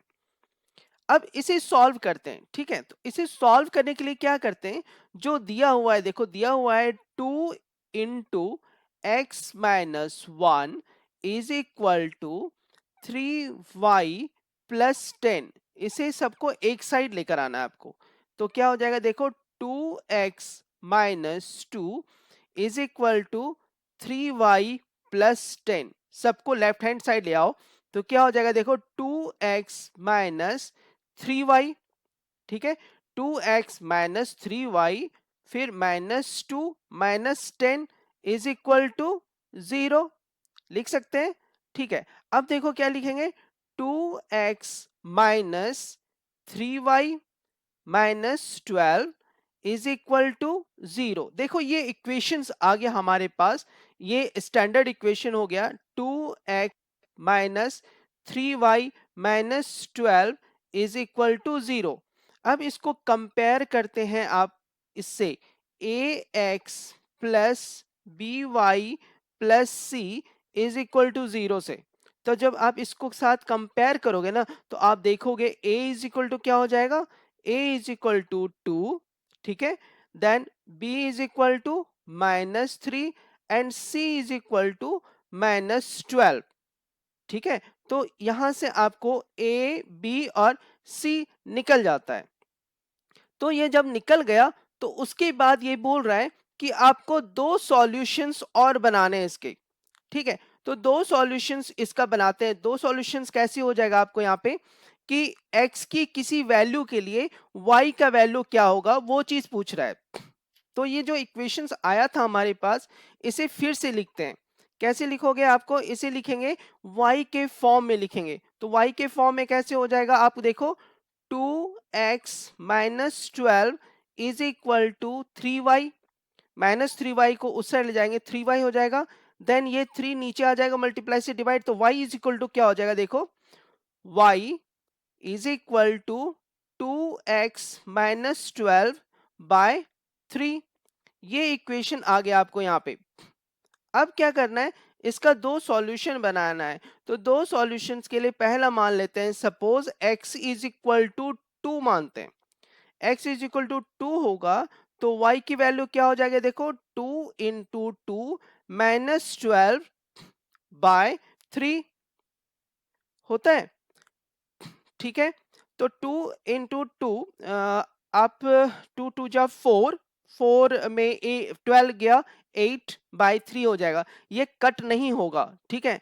तो ये कट नहीं होगा तो इसके बदले आप क्या रख लो, यहाँ पे आप 3 रख लो तो इजीली सॉल्व हो जाएगा। ओके, तो x इज इक्वल टू, अगर हमने 3 लिया, देखो हिट एंड ट्रायल करके बनाना है, x इज इक्वल टू 3 लिया तो यहाँ पे x की जगह पे आप क्या रखोगे 3। अब देखो 3 टू जा 6, 6 में minus 12 is equal to minus 6 by 3 is equal to minus 2, वरना वो फ्रैक्शन में आता। ओके, तो यहाँ पे सॉल्यूशन क्या हो गया आपको 3 कॉमा माइनस 2, ये एक सॉल्यूशन आ गया। दूसरा चेक करना है यहाँ पे x is equal to, suppose करो आपने x इज इक्वल टू 6 रखा, तो y इज इक्वल टू क्या हो जाएगा 2 into 6 minus 12 by 3, 2 into 6 into 2 12 into 12 is equal to 0 by 3 is equal to 0। तो यहाँ पे सेकंड इसका सॉल्यूशन क्या हो जाता है 6 कॉमा 0, दो सॉल्यूशन निकल गया। अब ये पूछ रहा है how many solution can this equation have, इस समीकरण के कितने हल हो सकते हैं। तो इस समीकरण के इनफिनाइट हल हो सकते हैं, ठीक है, ये अनंत हल हो सकता है। कोई भी x की वैल्यू के लिए y की वैल्यू आएगा ही। Question number 33, in the figure lines X Y and P Q, देखो लाइन जो है एक्स वाई और पी क्यू क्या कर रहा है, intersect at point O if angle L O Y, ठीक है, एल ओ वाई जो दिया हुआ है वो 90 डिग्री दिया हुआ है, देख लो। ओके, तो अगर इधर 90 है तो दूसरे साइड भी 90 होगा क्योंकि एक्स वाई एक लाइन है। ओके, जिसमें कह रहा है कि ए बी इज क्या है कि 4:5 वाला रेशियो है, तो ए बी भी तो 90 डिग्री के बराबर होगा, यानी ए प्लस बी, ओके, दोनों का सम इज इक्वल टू 90 के बराबर होगा। ओके, फिर यहाँ क्या निकाल सकते हैं, ए इज इक्वल टू निकाल सकते हैं, ए इज इक्वल टू क्या हो जाएगा 4/4 plus 5 9 multiply 4/9, okay, then multiply 90, ऐसे लिखेंगे 90। तो इज इक्वल टू क्या हो जाएगा, 9 से कट करोगे इसे 10 टाइम्स में, ठीक है, 10 टाइम्स में यहाँ कट होगा आपको, तो 4 इंटू 10 40 डिग्री, ए निकल गया। उसी तरह से बी निकाल सकते हैं, बी इज इक्वल टू क्या हो जाएगा, बी इज इक्वल टू हो जाएगा 5/9 इंटू 90, 9 से कट करो, ये 10 टाइम्स में होगा, इज इक्वल टू 50 डिग्री। हमारा ये निकल गया, ए निकल गया, बी निकल गया, ठीक है। उसके बाद ये पूछ क्या रहा है आपसे, सी की वैल्यू कितनी होगी। तो सी का वैल्यू आप देखो, ये वाला एंगल और ये वाला एंगल, ठीक है, इज वर्टिकली अपोजिट एंगल है, ठीक है। जब दो लाइन एक दूसरे को कट करता है तो vertically opposite angles are also equal, ठीक है। तो क्या लिख सकते हैं, C is equal to 90 plus A, is equal to क्या है देखो, 90 प्लस ए का वैल्यू है आपको 40, ओके। देन सी का वैल्यू कितना हो जाएगा, 130 डिग्री। तो सी का वैल्यू 130 डिग्री आ गया, ओके। ये निकालना था आपको, ओके। फिर कह रहा है कि वही है कि उसके बाद पूछ रहा है आपसे, also find the reflex reflex angle X O Y. तो reflex angle X O Q है। तो देखो एक्स ओ क्यू किधर है, एक्स ओ क्यू, तो एक्स ओ क्यू यानी सी एंगल है, ठीक है। तो कैसे लिखेंगे, रिफ्लेक्स रिफ्लेक्स एंगल कौन सा दिया हुआ है, X O Q is equal to होगा 360 माइनस एक्स ओ क्यू का वैल्यू है आपको सी वाला एंगल माइनस 130। तो कितना हो जाएगा, माइनस करोगे 360 में 130 माइनस करो तो आपको कितना हो जाएगा 230, ठीक है। तो 230 डिग्री क्या हो जाएगा, reflex of X O Q. Question number 33 का और अथवा क्वेश्चन है, कह रहा है कि in the figure OP O Q O R and O S are four rays है, प्रूव दैट ये जो चारों एंगल्स बन रहा है उसका सम 360 होगा। आकृति में OP O Q O R और ओ एस चार किरणें हैं, तो सिद्ध कीजिए कि सारे एंगल का सम जो होगा ना वो 360 के बराबर होगा। तो इसमें क्या करते हैं कि सबसे पहले कंस्ट्रक्शन करते हैं, ओके। कंस्ट्रक्शंस में क्या हो जाएगा आपको कि एक लाइन खींच देते हैं, ओ क्यू जो लाइन है उसको एक्सटेंड करके वहां पे टी ओ टी कर देते हैं, ठीक है। अब क्या होता है, ध्यान से देखो, इसमें क्यू ओ टी जो है ना वो क्या है, एक लाइन बन गया। जब ये लाइन बन गया तो एक साइड के एंगल का सम जो होगा वो कितना होगा, वो 180 के बराबर होगा, ठीक है। तो उन चीजों को लिखते हैं, तो क्या लिखेंगे कि एंगल ऑफ, ठीक है, यहां पे लिखेंगे angle of TOP plus angle of POQ is equal to 180, ठीक है। इसको क्या करते हैं, इसको वन इक्वेशन मान लेते हैं। सिमिलरली क्या हो जाएगा, दूसरे साइड का भी जो एंगल का सम होगा ना वो भी 180 के बराबर होगा, ओके। अब इसे लिखते हैं, इसे कैसे लिखेंगे कि एंगल ऑफ, अब दूसरा क्या हो जाएगा देखो, angle of T O S plus angle of S O R plus angle of Q O R is equal to 180 degree लिख सकते हैं। इसे इक्वेशन 2 मान लेते हैं। अब सारे एंगल चाहिए हमें, तो इन दोनों को क्या करेंगे, प्लस कर देंगे। मींस इक्वेशन 1 इक्वेशन 2 दोनों को ऐड करना है। तो देखो टीओपी और टीओएस को जब ऐड करोगे ना तो आपको पीओएस हो जाएगा यहाँ पे, है ना। तो लिखेंगे angle POS plus angle QOR, ठीक है, angle QOR plus angle S O R, ठीक है, प्लस एंगल कौन सा हो जाएगा देखो, क्या क्या लिया हमने, P O S plus Q O R plus S O R, अब पी ओ क्यू बचा है, ठीक है, plus angle P O Q is equal to 360, 180 plus 180 360। आपको जो है ना इसे ही रीअरेंज कर दिया है उन्होंने, एंगल जो पी ओ क्यू लास्ट में है उसको पहले कर दिया, P O Q plus angle Q O R plus angle क्या है देखो यहाँ पे SOR plus angle POS is equal to 360 degree. Hence, this is proved. Question number 34 says that a triangle ABC has sides 20 centimeter, 20 centimeter and 10 centimeter, and the triangle DEF has sides 30 centimeter, 60 centimeter and 60 centimeter. Find the ratio of the area of triangle ABC to that of triangle DEF. इसके लिए क्या करते हैं कि दोनों triangle का area अलग अलग निकालते हैं पहले।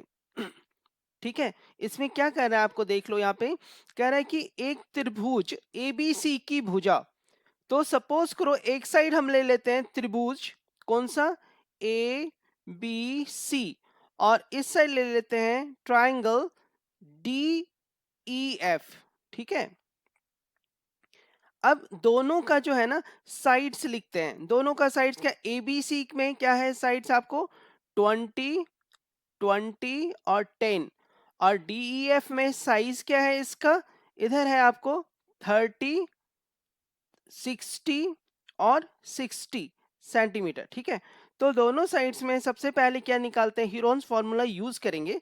हीरोन्स फॉर्मूला करने से पहले क्या S निकालते हैं, S इज इक्वल टू क्या हो जाएगा 20 plus 10 divide by 2। 20 plus 20 is equal to हो जाता है आपको 40 40 प्लस 10 50 50 बाय 2 इज द 25। इस साइड आप निकाल लो S इज इक्वल टू क्या हो जाएगा 30 plus 60 plus 60 by 2 is equal to क्या होता है 150 बाय 2। 150 bye 2 is 75।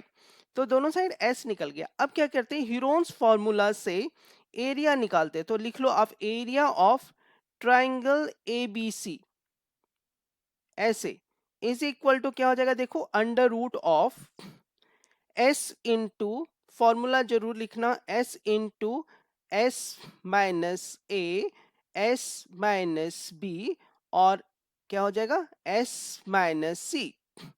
ये फॉर्मूला है इसको।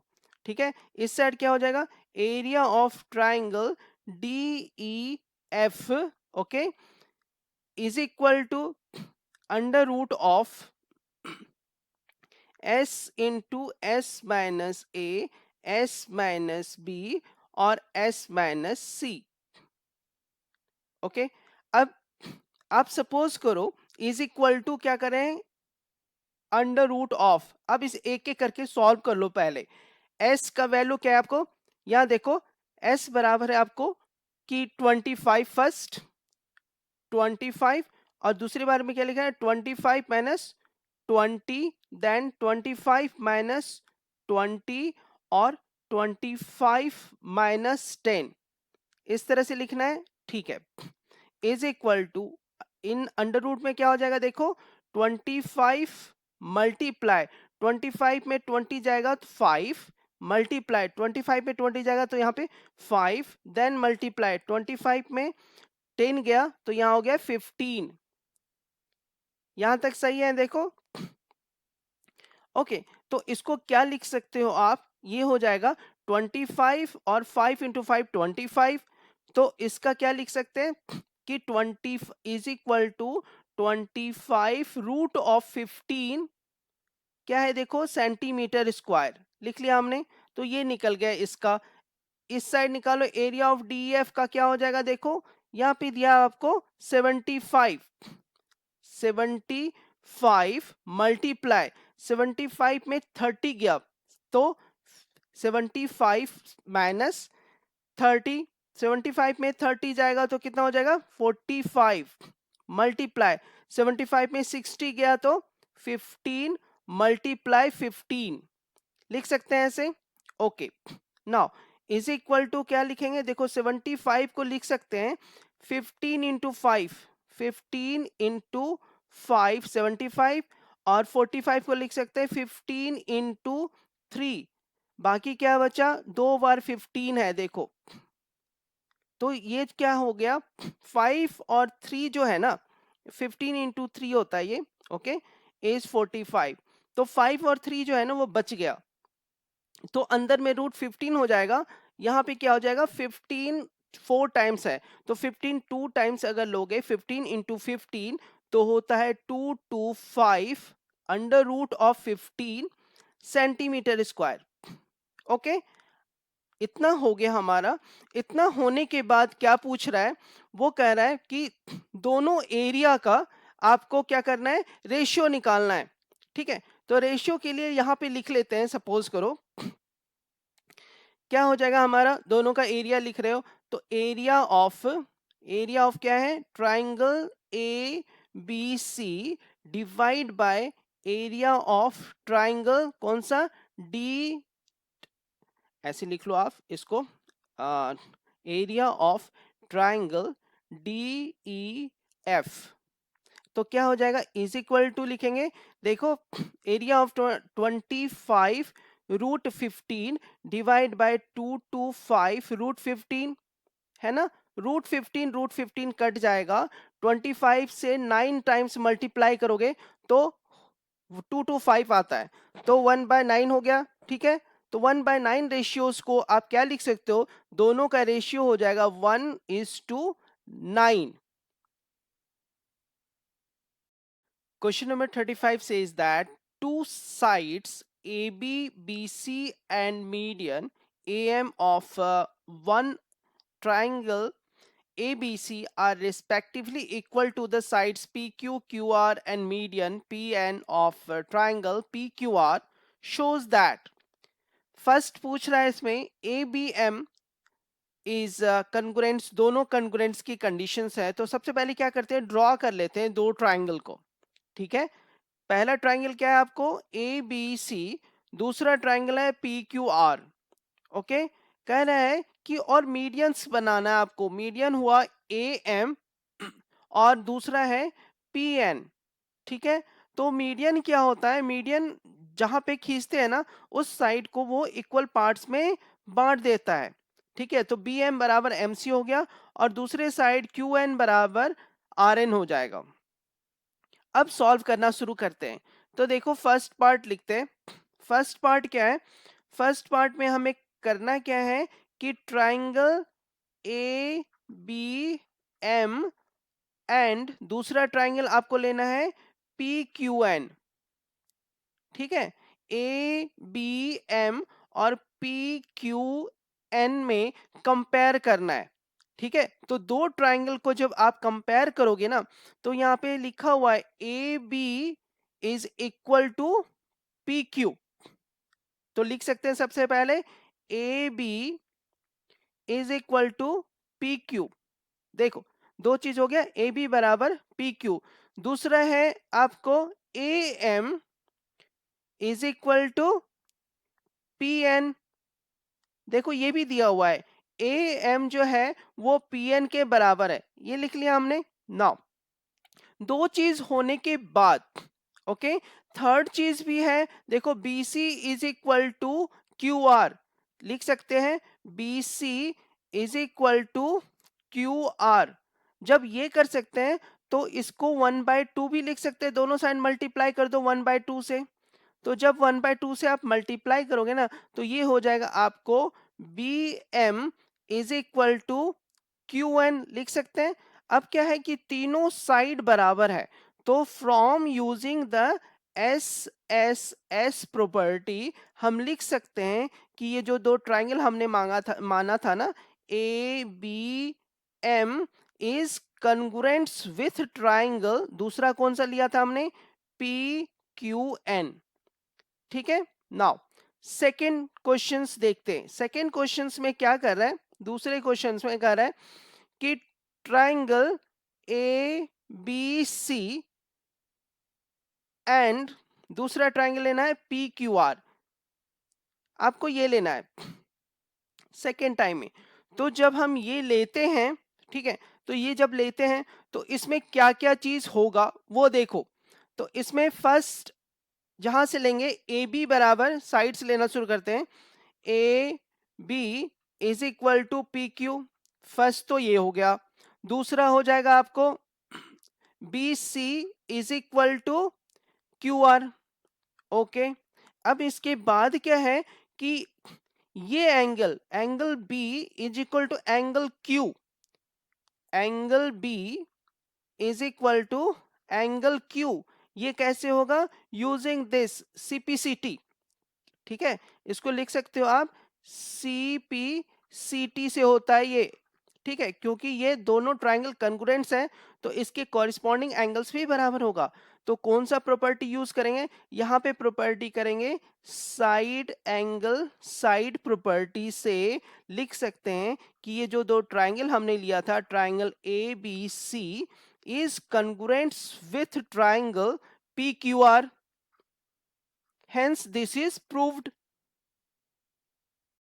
क्वेश्चन नंबर 35 का और ऑप्शनल क्वेश्चन अथवा क्वेश्चन है, ये कह रहा है कि in the given figure A B C is a triangle, okay, in which altitude, altitude क्या होता है? Perpendicular to that side. Altitude कौन सा है? देखो बी एल और सी एम जो दोनों है, दोनों two sides A C and A B are equal है। जो एल्टीट्यूड दिया हुआ है ना, वो क्या है? इक्वल है।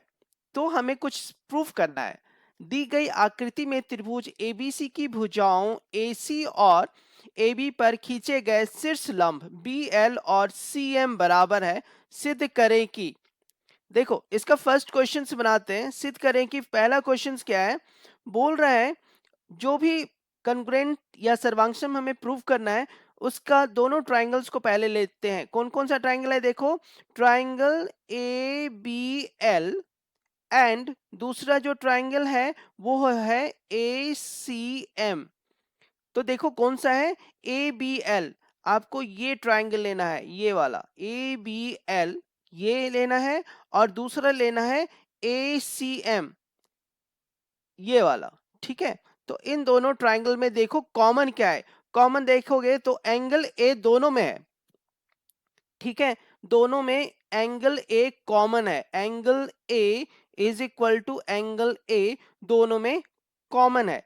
दूसरा क्या है? दूसरा आपको गिवन में दिया हुआ है B L is equal to C M. ठीक है, ये दिया हुआ है। और तीसरा क्या है कि एल्टीट्यूड जो है ना 90 डिग्री का एंगल बना रहा है, यानी angle of A L B is equal to angle of A M C is equal to 90 degree.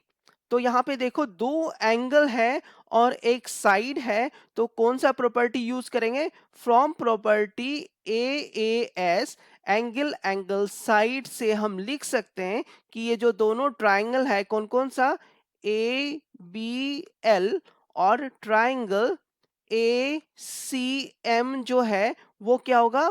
कंकुरेंट्स हो जाएगा, कंकुरेंट्स हो जाएगा, यानी सर्वांगसम हो जाएगा। Hence this is proved. First part proved हो गया। अब देखते हैं सेकेंड पार्ट में क्या कह रहा है कि एंगल, सेकेंड पार्ट जो है, सेकेंड पार्ट आप देख लो। सेकेंड पार्ट में बोल रहा है angle of A B C is equal to angle of A C B. ये भी होगा, क्यों ये होगा? बिकॉज आपका ये वाला जो है ना ट्राइंगल कंग्रुएंट्स हो गया, इसीलिए ये क्या हो जाएगा? Using CPCT, CPCT using CPCT दूसरा वाला प्रूव्ड हो गया। नाउ थर्ड पार्ट देखते हैं। थर्ड पार्ट क्या है? जो दिया रहेगा उसे पहले लिख लो। कौन कौन सा ट्राइंगल अब देखना है हमें? Triangle B M C and triangle C L B. ठीक है, सी एल बी, ये दो ट्राइंगल्स को देखो। तो इन दोनों ट्राइंगल्स में क्या हो जाएगा? अभी हमने ये प्रूव कर लिया एंगल बी बराबर एंगल सी, फ्रॉम सेकेंड से एंगल बी बराबर एंगल सी। ठीक है, सीपीसीटी से प्रूफ हो चुका है। अब क्या है कि angle of B M C is equal to angle of C L B is equal to 90 degree. ठीक है, परपेंडिकुलर उस पे है, एल्टीट्यूड परपेंडिकुलर होता है। और दूसरा जो गिवन में दिया हुआ है B L is equal to C M. ठीक है, ये दिया हुआ है। तो कौन सा प्रॉपर्टी यूज करेंगे? ए एस प्रॉपर्टी से हम लिख सकते हैं कि ये जो गिवन, ये थर्ड पार्ट था आपका, तो ये जो गिवन ट्राइंगल जो हमारा दिया हुआ है ट्राइंगल बी CMC और दूसरा जो ट्रायंगल है CLB, ये दोनों क्या होगा, कंकरेंट्स हो जाएगा. Okay, hence this is proved. Question number 36 says that Raghav and Jyoti live in a society. The location of different buildings in the society is shown on Cartesian plane. Raghav और ज्योति एक society में रहते हैं. सोसाइटी में विभिन्न भवनों की स्थिति कार्तीय तल पर दर्शाई गई है. तो उसका फिगर कुछ इस तरह से दिया हुआ है यहाँ पे.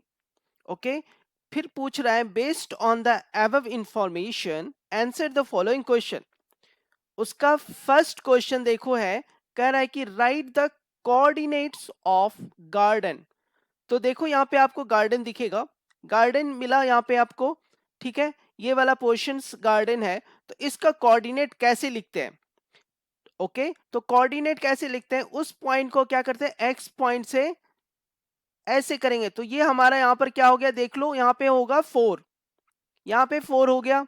ओके, और वाई एक्सिस को कहां पर वो टच करेगा, ये -2 पे टच करेगा. ठीक है, तो हम लोग इसका कोऑर्डिनेट क्या लिख सकते हैं, गार्डन का कोऑर्डिनेट हो जाएगा आपको 4 - 2.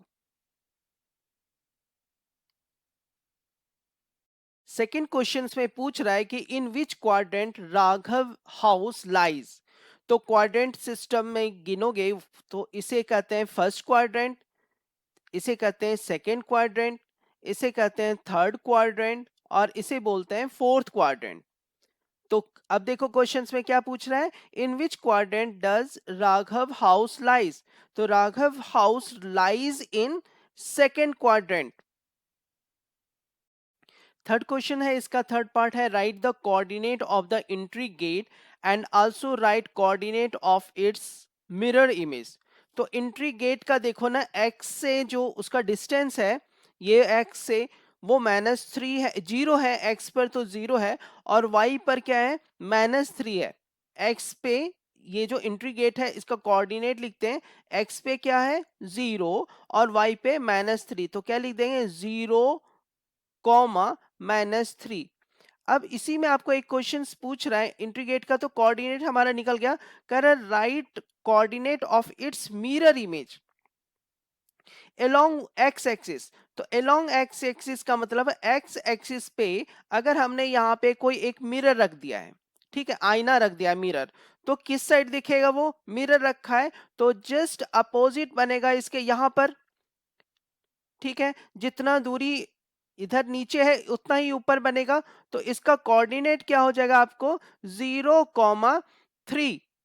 तो इसका मिरर इमेज का जो होगा कोऑर्डिनेट वो होगा 0,3.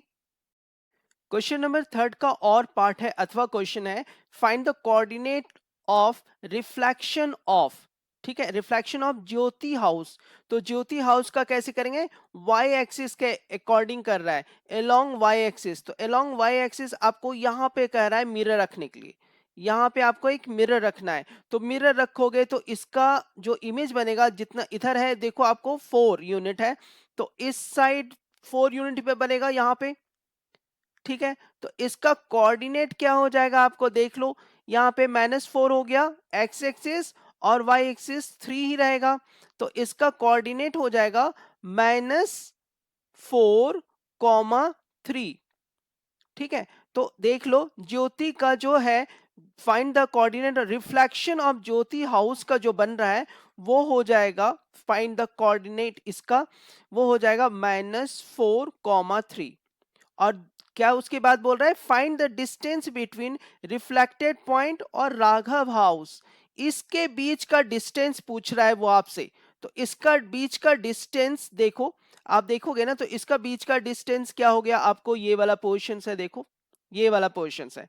ठीक है, तो इसका बीच का डिस्टेंस फिर कितना हो जाएगा, आप इसको काउंट भी कर सकते हो या माइनस भी कर सकते हो. यहाँ पे है 1. ओके, तो 1 से 2 और 3, तो यहाँ पे 2 यूनिट्स है, तो इसके बीच का जो डिस्टेंस हो जाएगा वो होगा 2 units. Question number 37 says that Riya and Preeti design eco club badge with orange and green color. okay, for which they have taken two isosceles triangle ABC and DBC on the same base BC. Vertices A and D are on the same side of BC. AD is extended. AD is extended to intersect BC at P point. देखो इस तरह का figure है पहले, ठीक है। तो क्या करते हैं, इस फिगर को फिर से रीड्रॉ कर लेते हैं थोड़ा सा लार्ज करके। उसके बाद पूछता है इसमें, based on the above information answer the following question. उसका फर्स्ट पार्ट है, write the name of any two criteria for concurrency of triangle. कुछ भी आप इसमें बहुत सारे कंकरेंसी का क्राइटेरिया होता है, जैसे कि S S S means side side sides. अगर एक ट्राइंगल का साइड साइड साइड दूसरे ट्राइंगल के कॉरेस्पॉन्डिंग साइड साइड के बराबर होता है, तीनों साइड्स के, तो वो दोनों कंकरेंट्स होगा। अगर फिर दूसरा होगा एस ए एस, लिख सकते हैं साइड एंगल साइड, और एक कर सकते हो आप एंगल एंगल साइड, इस तरह से। तो इसमें दो देना है, दो इज एनफ। सेकेंड पार्ट क्या है, name the triangle which is concurrents to triangle ADC। यहां ध्यान से देखना, ए यहां से स्टार्ट करते हैं, ओके, ए, ओके, डी और सी, इसका कंकरेंट कौन सा ट्राइंगल होगा? क्लियरली दिख रहा है आपको, कंकरेंट्स क्या होगा, ADB। तो इसको लिख सकते हैं, इसका आंसर होगा ट्राइंगल ADB। देखो इसमें क्या होता है, पहले बता दिया है, ये आइसोसेलेस ट्राइंगल है। आइसोसेलेस ट्राइंगल का मतलब होता है AC बराबर AB, ठीक है। एक तो ये हुआ, और दूसरा ट्राइंगल भी आइसोसेलेस है, तो DB is equal to DC, okay.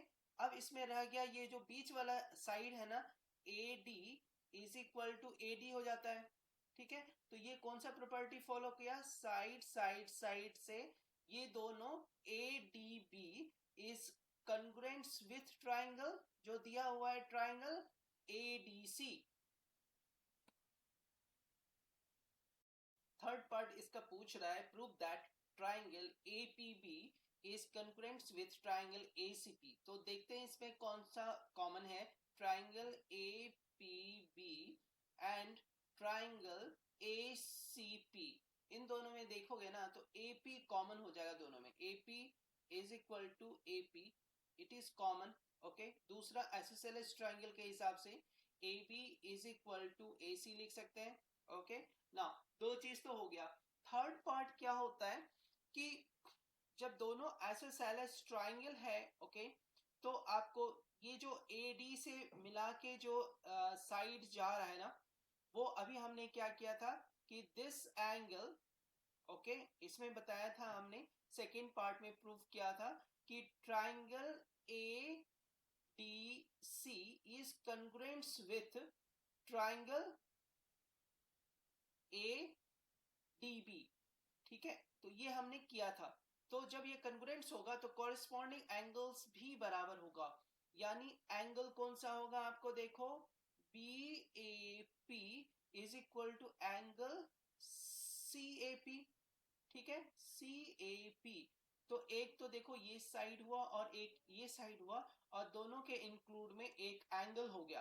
तो क्या लिख सकते हैं, साइड एंगल साइड से दोनों जो ट्राइंगल है, triangle APB is concurrent with triangle ACP, hence this is proved। Question number third का और पार्ट क्वेश्चन है, if BDC is equal to 100 degree, ये वाला 100 डिग्री है, ठीक है, then find the value of DBC।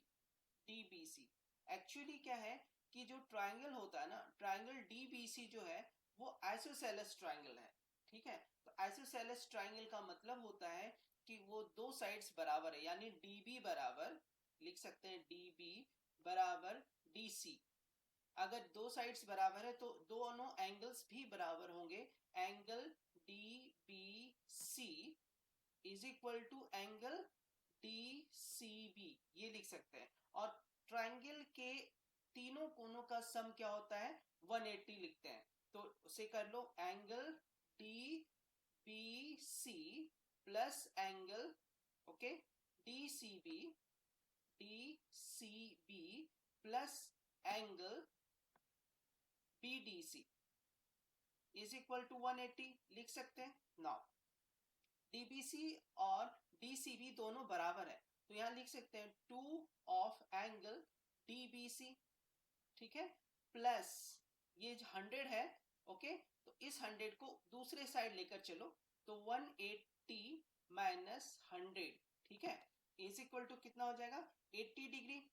Okay, now angle DBC only, DBC is equal to क्या हो जाएगा 80 by 2, 80 by 2 is equal to 40. That means आपको जो DBC एंगल पूछ रहा है वो 40 डिग्री होगा, इज इक्वल टू, ये जो पूछा आपसे, is equal to 40 degree. Question number 38 says that Juhi and Kaushal participated in a mental math competition in which the following questions related to number system were asked. Answer the following questions. जूही और कौशल ने mental math प्रतियोगिता में भाग लिया जिसमें संख्या पद्धति पर आधारित निम्न प्रश्न पूछे गए. इन प्रश्नों के उत्तर दीजिए. पहला क्वेश्चन क्या है इसमें? फर्स्ट क्वेश्चन कह रहा है कि किसी के ऊपर अगर पावर 0 होता है तो 1 होता है. 1 पर 0 प्लस 2 पे 0 प्लस 3 पे 0 का होल 0 पावर करें तो क्या लिखेंगे? इज इक्वल टू, ठीक है, इसके बदले होगा आपको यहाँ पे is equal to in bracket, ठीक है, यहां से यहां तक ले लो इन ब्रैकेट और इसके ऊपर 0, तो एक के ऊपर पावर 0 है तो लिखेंगे 1, ठीक है, देन प्लस 2 के ऊपर पावर 0 है तो 1 और 3 के ऊपर पावर 0 है तो 1 लिख दिया. ओके, इज इक्वल टू क्या हो जाएगा 1 plus 1 plus 1 is 3 to the power 0, और किसी भी संख्या पे अगर पावर 0 होता है तो 1 ही होता है, तो इसका वैल्यू 1 ही आएगा. क्वेश्चन का सेकंड पार्ट है 121 to the power 3 by 2 by 121, ठीक है, तो इज इक्वल टू इसे लिख सकते हैं is equal to 121 to the power, okay, 3 by 2 minus 1 हो जाएगा, ठीक है, नीचे में 1 पावर है, इसको इस तरह से सॉल्व करते हैं. Is equal to 121 to the power, इसके ऊपर जो पावर है उसके बाद ये जो पावर है उसका एलसीएम ले लो, 2 हो गया एलसीएम, यहाँ पे लिखा 2 3 माइनस 2 इज इक्वल टू क्या हो जाएगा देखो 121 टू दी पावर है 1 बाई 2, ऐसे लिख दिया. इज इक्वल टू 121 होता है 11 इंटू 11, 11 का स्क्वायर 122 होता है, मल्टीप्लाई ये पावर 1 बाई 2, पावर क्या हो जाएगा, पावर के ऊपर पावर होता है तो मल्टीप्लाई हो जाता है, 2 into 1 by 2 is equal to 11. Question का थर्ड पार्ट है find the value of 625 to the power 0.16 into 625 to the power 0.09, तो पावर क्या होगा, ऐड हो जाएगा. देखो 625 to the power 0.16 plus 0.09, okay, इसे ऐड करके देखो 0.16 प्लस 0.09, 9 और 6 5, ओके, कैरी रहा 1 1 1 2, तो क्या हो जाएगा 0.25. ये जो 0.25 है इसे यहाँ लिख लो is equal to 625 to the power 0.25. अब 0.25 को फ्रैक्शंस में कैसे तोड़े, 0.25, ठीक है, 0.25 को डेसिमल हटाएंगे तो 1 और उसके बाद काउंटिंग करके उतने 0, 25 4 जा यानी 1/4 होगा ये, okay, 625 by 1/4 is equal to 625 to the power 1/4, और 625 का फ्रैक्शंस लिखोगे तो क्या होगा, 625 का फ्रैक्शन होता है 5 into 5 into 5 into 5 to the power 1/4 means 5 to the power 4 to the power 1/4, ठीक है, इज इक्वल टू ये 4 क्या होगा, मल्टीप्लाई हो जाएगा और ये कट जाएगा, is equal to 5। Third question का और पार्ट है, अथवा क्वेश्चन है, कह रहा है कि सिंप्लीफाई दिस।